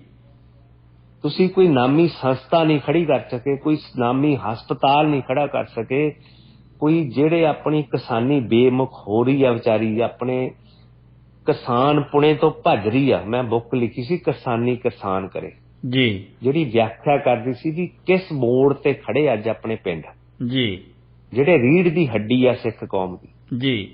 ਜੇ ਬਾਬਾ ਬੰਦਾ ਸਿੰਘ ਬਹਾਦਰ ਨੇ ਆਵਾਜ਼ ਦਿੱਤੀ ਸੀ ਤਾਂ ਕੌਣ ਉੱਠ ਕੇ ਆਇਆ ਸੀ? ਸ਼ਹਿਰੀ ਨਹੀਂ ਸੀ ਉੱਠ ਕੇ ਆਏ ਜੀ, ਪਿੰਡਾਂ ਚੋਂ ਹੀ ਸਾਡੇ ਦਲਿਤ ਜੀ, ਸਾਡਾ ਸਿੱਖ ਭਾਈਚਾਰਾ ਉੱਠ ਕੇ ਆਇਆ ਸੀ ਜੀ। ਬਠਿੰਡੇ ਵੱਲੋਂ, ਦਮਦਮਾ ਸਾਹਿਬ ਵੱਲੋਂ ਬਾਬਾ ਦੀਪ ਸਿੰਘ ਤੁਰ ਕੇ ਆਏ ਸੀ ਜੀ। ਇਹ ਚੀਜ਼ ਨੂੰ ਨਵਜ ਨੂੰ ਪਛਾਣੋ। ਬਿਲਕੁਲ। ਹੁਣ ਪਰਿਵਾਰਕ ਚਿੰਤਾ ਨਹੀਂ ਰਹੀ, ਹੁਣ ਕੌਮ ਨੂੰ ਚਿੰਤਾ। ਕੌਮ ਅੱਜ ਲੀਡਰਲੈਸ ਹੋ ਗਈ ਆ, ਪੋਲੀਟੀਕਲੀ, ਸੋਸ਼ਲੀ ਐਂਡ ਰਿਲੀਜੀਅਸਲੀ ਜੀ। ਆਪਾਂ ਉਲਝੇ ਹੋਏ ਆ ਲਗਾ ਮਾਤਰਾ ਚ ਜੀ। ਆਪਣੇ ਅੱਗੇ ਇਸ਼ੂਸ ਉੱਠ ਰਹੇ ਕਿ 380 ਗੁਰੂ ਸਾਹਿਬ ਦੇ ਸਰੂਪ ਕਿੱਥੇ ਆ ਜੀ, ਜਿਹਦੇ ਬਾਰੇ ਕਦੀ ਇਸੇ ਅਕਾਲ ਤਖਤ ਦੇ ਜਥੇਦਾਰ ਨੇ क्वेश्चन किया SGPC ਨੂੰ ਵੀ ਇਹਨਾਂ ਤੇ ਮੁਕੱਦਮਾ ਕਰੋ, ਫਲਾਨਾ ਕਰੋ, ਉਹ ਇਸ਼ੂਸ ਖਤਮ ਕਰੀ। ਇਹ ਲੁਕੋਈ ਬੈਠੇ ਆ, ਐ ਲੁਕਣੇ ਨਹੀਂ ਹੈਗੇ। ਜੀ ਜੀ। ਬੜੇ ਨਾਮੀ ਆਪਣੇ ਸਿੱਖ ਕੌਮ ਦੇ ਰਾਗੀ ਸਿੰਘ ਨੇ, ਭਾਈ ਬਲਦੇਵ ਸਿੰਘ ਵਡਾਲਾ ਜੀ। ਹਾਂਜੀ ਹਾਂਜੀ। ਉਹ ਬੜੀ ਸ਼ਿੱਦਤ ਨਾਲ ਇਹ ਇਸ਼ੂ ਉਠਾ ਰਹੇ ਨੇ ਜੀ। ਪਰਿਵਾਰ ਤੇ ਵੀ ਹਮਲੇ ਕਰ ਰਹੇ ਨੇ ਸ਼ਬਦੀ ਜੀ। SGPC ਦੇ ਨਿਜ਼ਾਮ ਤੇ ਵੀ ਕਰਦੇ। ਉਸ ਕਰਕੇ ਉਹਨਾਂ ਨੂੰ ਦਰਬਾਰ ਸਾਹਿਬ ਦੀ ਸੇਵਾ ਵਿੱਚੋਂ ਇਹਨਾਂ ਨੇ ਕੱਢਿਆ ਵੀ ਹੈ। ਬਿਲਕੁਲ। ਇਹਨਾਂ ਨੇ ਤਾਂ ਇੱਥੋਂ ਤੱਕ ਸੀਗਾ ਇੱਕ ਝੂਠੇ ਮਾਫੀਨਾਮੇ ਨੂੰ ਜਾਇਜ਼ ਬਣਾਉਣ ਲਈ ਜੀ ਗੁਰੂ ਦਾ ਸਰਮਾਇਆ 90 ਲੱਖ ਤੋਂ ਉੱਤੇ ਖਰਚਿਆ। 97 ਲੱਖ ਰੁਪਏ ਦੇ ਚਾਰ ਸੀ ਜੀ। ਹਾਂ, ਉਹਦਾ ਅੱਜ ਤੱਕ ਜਵਾਬ ਨਹੀਂ ਆਇਆ ਜੀ। ਉਹ ਗੁਰੂ ਦੀ ਗੋਲਕ ਆ, SGPC ਦੀ ਗੋਲਕ ਨਹੀਂ ਹੈਗੀ। ਜੀ ਜੀ ਜੀ। ਇਸੇ ਕਰਕੇ ਗੁਰੂ ਸਾਹਿਬ ਨੇ ਮਸੰਦਾ ਨੂੰ ਕੜਾਏ 'ਚ ਪਾ ਕੇ ਭੁੰਨਿਆ ਸੀ ਜੀ।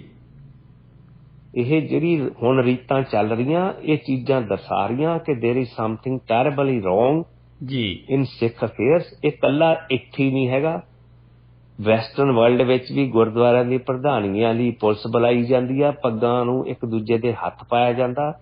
ਕੱਲ ਇੱਕ ਪੱਤਰਕਾਰ ਜੀ ਅੰਮ੍ਰਿਤਸਰ ਦੇ ਵਿੱਚ ਜੀ ਦਸਤਾਰਧਾਰੀ ਜੀ, ਉਹਨੇ ਅੰਮ੍ਰਿਤ ਵਾਲੀ ਕਿਰਪਾਨ ਵੀ ਪਾਈ ਸੀ। ਉਹਦੀ ਪੱਗ ਨੂੰ ਪੁਲਿਸ ਨੇ, ਸਿੱਖ ਪੁਲਿਸਮੈਨਾਂ ਨੇ ਜੀ ਬੁਰੀ ਤਰ੍ਹਾਂ ਖਦੇੜਿਆ ਜੀ, ਪਬਲਿਕਲੀ ਜੀ।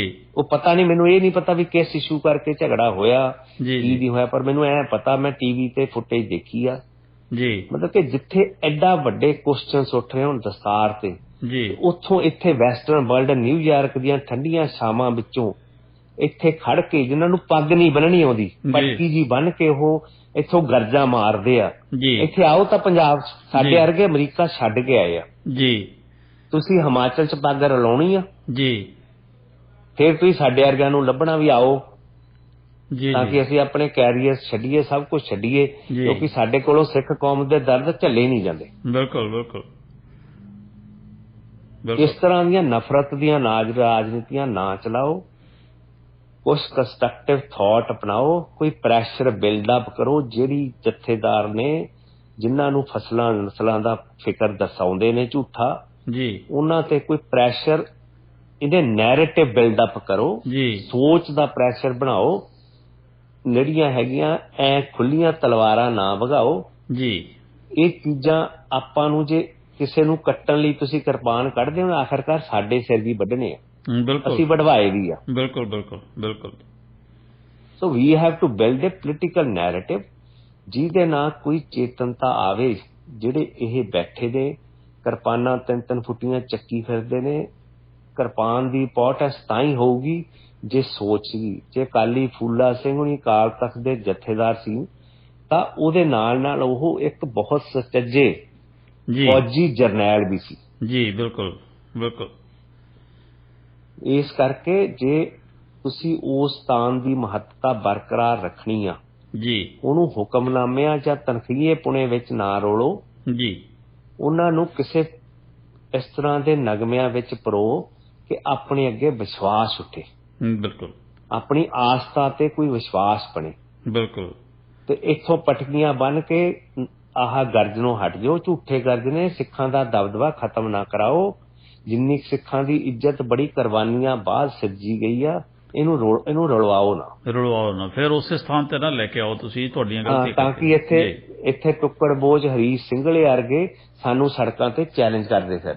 ਬਿਲਕੁਲ ਬਿਲਕੁਲ ਜੀ ਬਿਲਕੁਲ। ਮੈਂ ਨਹੀਂ ਚਾਹੁੰਦਾ ਕਿ ਮੇਰੀ ਸਿੱਖ ਨੌਜਵਾਨੀ ਜਿਹੜੀ ਗਰੀਬ ਆ, ਹਥਿਆਰ ਚੱਕੀ ਫਿਰਦੇ ਆ, ਕਦੀ ਅਸਲਾ ਚੱਕੀ ਫਿਰਦੇ ਆ, ਇਹਨਾਂ ਨੂੰ ਗੁੰਮਰਾਹ ਨਾ ਕਰੋ। ਜਦੋਂ ਫਿਰ ਜਾ ਕੇ ਕਾਲ ਕੋਠੀਆਂ 'ਚ ਬਹਿੰਦੇ ਆ ਨਾ, ਫਿਰ ਬੂਹਾਂ ਬਣ ਕੇ ਰੋਂਦੇ ਆ। ਕੋਈ ਕਹਿੰਦਾ ਮੈਂ ਦਿਮਾਗੀ ਆਪਣਾ ਸੰਤੁਲਨ ਲਗਵਾ ਲਿਆ, ਕੋਈ ਕਹਿੰਦਾ ਮੈਂ ਆਹ ਕਰ ਲਿਆ, ਮੈਂ 18 ਸਾਲ ਕੱਟੇ ਆ ਜੇਲ੍ਹ ਜੀ, ਤੇ ਠੋਕ ਵਜਾ ਕੇ ਕੱਟੇ ਆ ਜੀ। ਫਿਰ ਇਹ ਜਿਹੜੇ ਜਾਂਦੇ ਨੇ ਨਾ, ਜਿਹੜੇ ਹੁਣ ਚੱਕੀ ਫਿਰਦੇ ਜਿਆਦੇ ਚਾਹ, ਇਹਨਾਂ ਕੋਈ ਇੱਕ ਦਿਨ ਨਹੀਂ ਜੇਲ੍ਹਾਂ 'ਚ ਕੱਟਿਆ ਜਾਂਦਾ। ਮੈਂ ਰੋਂਦੇ ਦੇਖਿਆ ਇਹ। ਫਿਰ ਕੋਈ ਮੈਂਟਲ ਹਸਪੀਟਲਾਂ 'ਚ ਤੁਰਿਆ ਫਿਰਦਾ, ਕੋਈ ਕੁਛ ਸਹਾਰੇ ਭਾਲਦਾ ਫਿਰਦਾ। ਇਹ ਚੀਜ਼ਾਂ ਜੇ ਕੋਈ ਸੋਚ ਦੀ ਲੜਾਈ ਆ ਆਪਣੀ, ਜੇ ਭਾਰਤੀ ਨਿਜ਼ਾਮ ਨਾਲ ਸਾਡੇ ਵਖਰੇਵੇਂ ਨੇ, ਉਹ ਸੋਚ ਕਰਕੇ ਵਖਰੇਵੇਂ ਨੇ। ਬਿਲਕੁਲ ਬਿਲਕੁਲ। ਉਹ ਸੋਚ ਤਾਂ ਹੀ, ਜੇ ਹੱਕਾਂ ਬਾਰੇ ਵੀ ਤਾਂ ਹੀ ਪਤਾ ਲੱਗੂ ਜੇ ਸੋਚ ਆ। ਜੀ ਜੀ ਜੀ ਜੀ। ਪਹਿਲੇ ਇਹੀ ਤੈਅ ਕਰ ਲਓ, ਮਹਾਰਾਜਾ ਰਣਜੀਤ ਸਿੰਘ ਦਾ ਜਿਹੜਾ ਰਾਜ ਸੀ ਉਹ ਖਾਲਿਸਤਾਨ ਨਹੀਂ ਸੀ, ਉਹ ਸਿੱਖ ਰਾਜ ਸੀ, ਖਾਲਸਾ ਰਾਜ ਸੀ। ਬਾਬਾ ਬੰਦਾ ਸਿੰਘ ਬਹਾਦਰ ਨੇ ਜੋ ਰਾਜ ਦੀ ਨੀਂਹ ਰੱਖੀ ਸੀ ਉਹ ਖਾਲਸਾ ਰਾਜ ਸੀ। ਭਾਵੇਂ ਉਹਨਾਂ ਦੀ ਫਾਰਸੀ ਲੈਂਗੁਏਜ ਬੋਲਦੇ ਸੀ, ਪਰ ਉਹਨੇ 28 ਲੈਂਗੁਏਜਸ ਨੂੰ ਜੀ ਮਹਾਰਾਜ ਵੱਲੋਂ ਮਾਨਤਾ ਦਿੱਤੀ ਸੀ ਜੀ। ਇਸ ਚੀਜ਼ਾਂ ਸੋਚੋ। ਬਿਲਕੁਲ ਜੀ। ਸੋ ਗਿੱਲ ਸਾਹਿਬ ਬਹੁਤ ਬਹੁਤ ਸ਼ੁਕਰੀਆ ਜੀ। ਅਸੀਂ ਕਿਉਂਕਿ ਸਮਾਂ ਸਾਡਾ ਸਮਾਪਤ ਹੋ ਗਿਆ, ਅਸੀਂ ਹੁਣ ਇਜਾਜ਼ਤ ਲਵਾਂਗੇ ਤੁਹਾਡੇ ਤੋਂ ਵੀ ਜੀ। ਤੁਹਾਡਾ ਬਹੁਤ ਬਹੁਤ ਸ਼ੁਕਰੀਆ ਰੇਡੀਓ ਇੰਡੀਆ ਵੱਲੋਂ ਜੀ। Thank you so much. ਸਪਲਾਈਏ। Okay, thank you. ਸੋ ਇਹ ਸਨ ਸਰਦਾਰ ਰਣਜੀਤ ਸਿੰਘ ਜੀ ਕੁੱਕੀ ਗਿੱਲ, ਜਿਨ੍ਹਾਂ ਨੇ ਬੜੀ ਬੇਬਾਕੀ ਦੇ ਨਾਲ ਸਾਡੇ ਸਵਾਲਾਂ ਦੇ ਜਿਹੜੇ ਜਵਾਬਾਂ ਦਾ ਵਿਸਥਾਰ ਜਿਹੜਾ ਤੁਹਾਡੇ ਅੱਗੇ ਰੱਖਿਆ। ਸੋ ਹੁਣ ਕਿਉਂਕਿ ਸਮਾਂ ਹੋ ਗਿਆ, ਘੜੀ ਦੀ ਸੂਈ ਸਾਨੂੰ ਅੱਗੇ ਨਹੀਂ ਵਧਣ ਦੇ ਰਹੀ, ਇਸ ਕਰਕੇ ਮੈਨੂੰ ਬਲਦੇਵ ਸਿੰਘ ਭਾਮ ਨੂੰ ਵੀ ਦਿਓ ਇਜਾਜ਼ਤ ਜੀ। ਕੱਲ ਮਿਲਾਂਗੇ ਫਿਰ ਕਿਸੇ ਹੋਰ ਵਧੀਆ ਵਿਸ਼ੇ ਤੇ, ਕਿਸੇ ਹੋਰ ਵਧੀਆ ਸ਼ਖਸੀਅਤ ਦੇ ਨਾਲ ਤੁਹਾਡੇ ਰੂਬਰੂ ਹੋਵਾਂਗੇ ਔਰ ਆਪਣੇ ਵਿਚਾਰ ਚਰਚਾ ਨੂੰ ਹੋਰ ਖੂਬਸੂਰਤੀ ਪ੍ਰਦਾਨ ਕਰਨ ਦੀ ਕੋਸ਼ਿਸ਼ ਕਰਾਂਗੇ ਜੀ। ਤਦ ਤੱਕ ਲਈ ਦਿਓ ਇਜਾਜ਼ਤ। ਜਿਉਂਦੇ ਵਸਦੇ ਰਹੋ ਜੀ।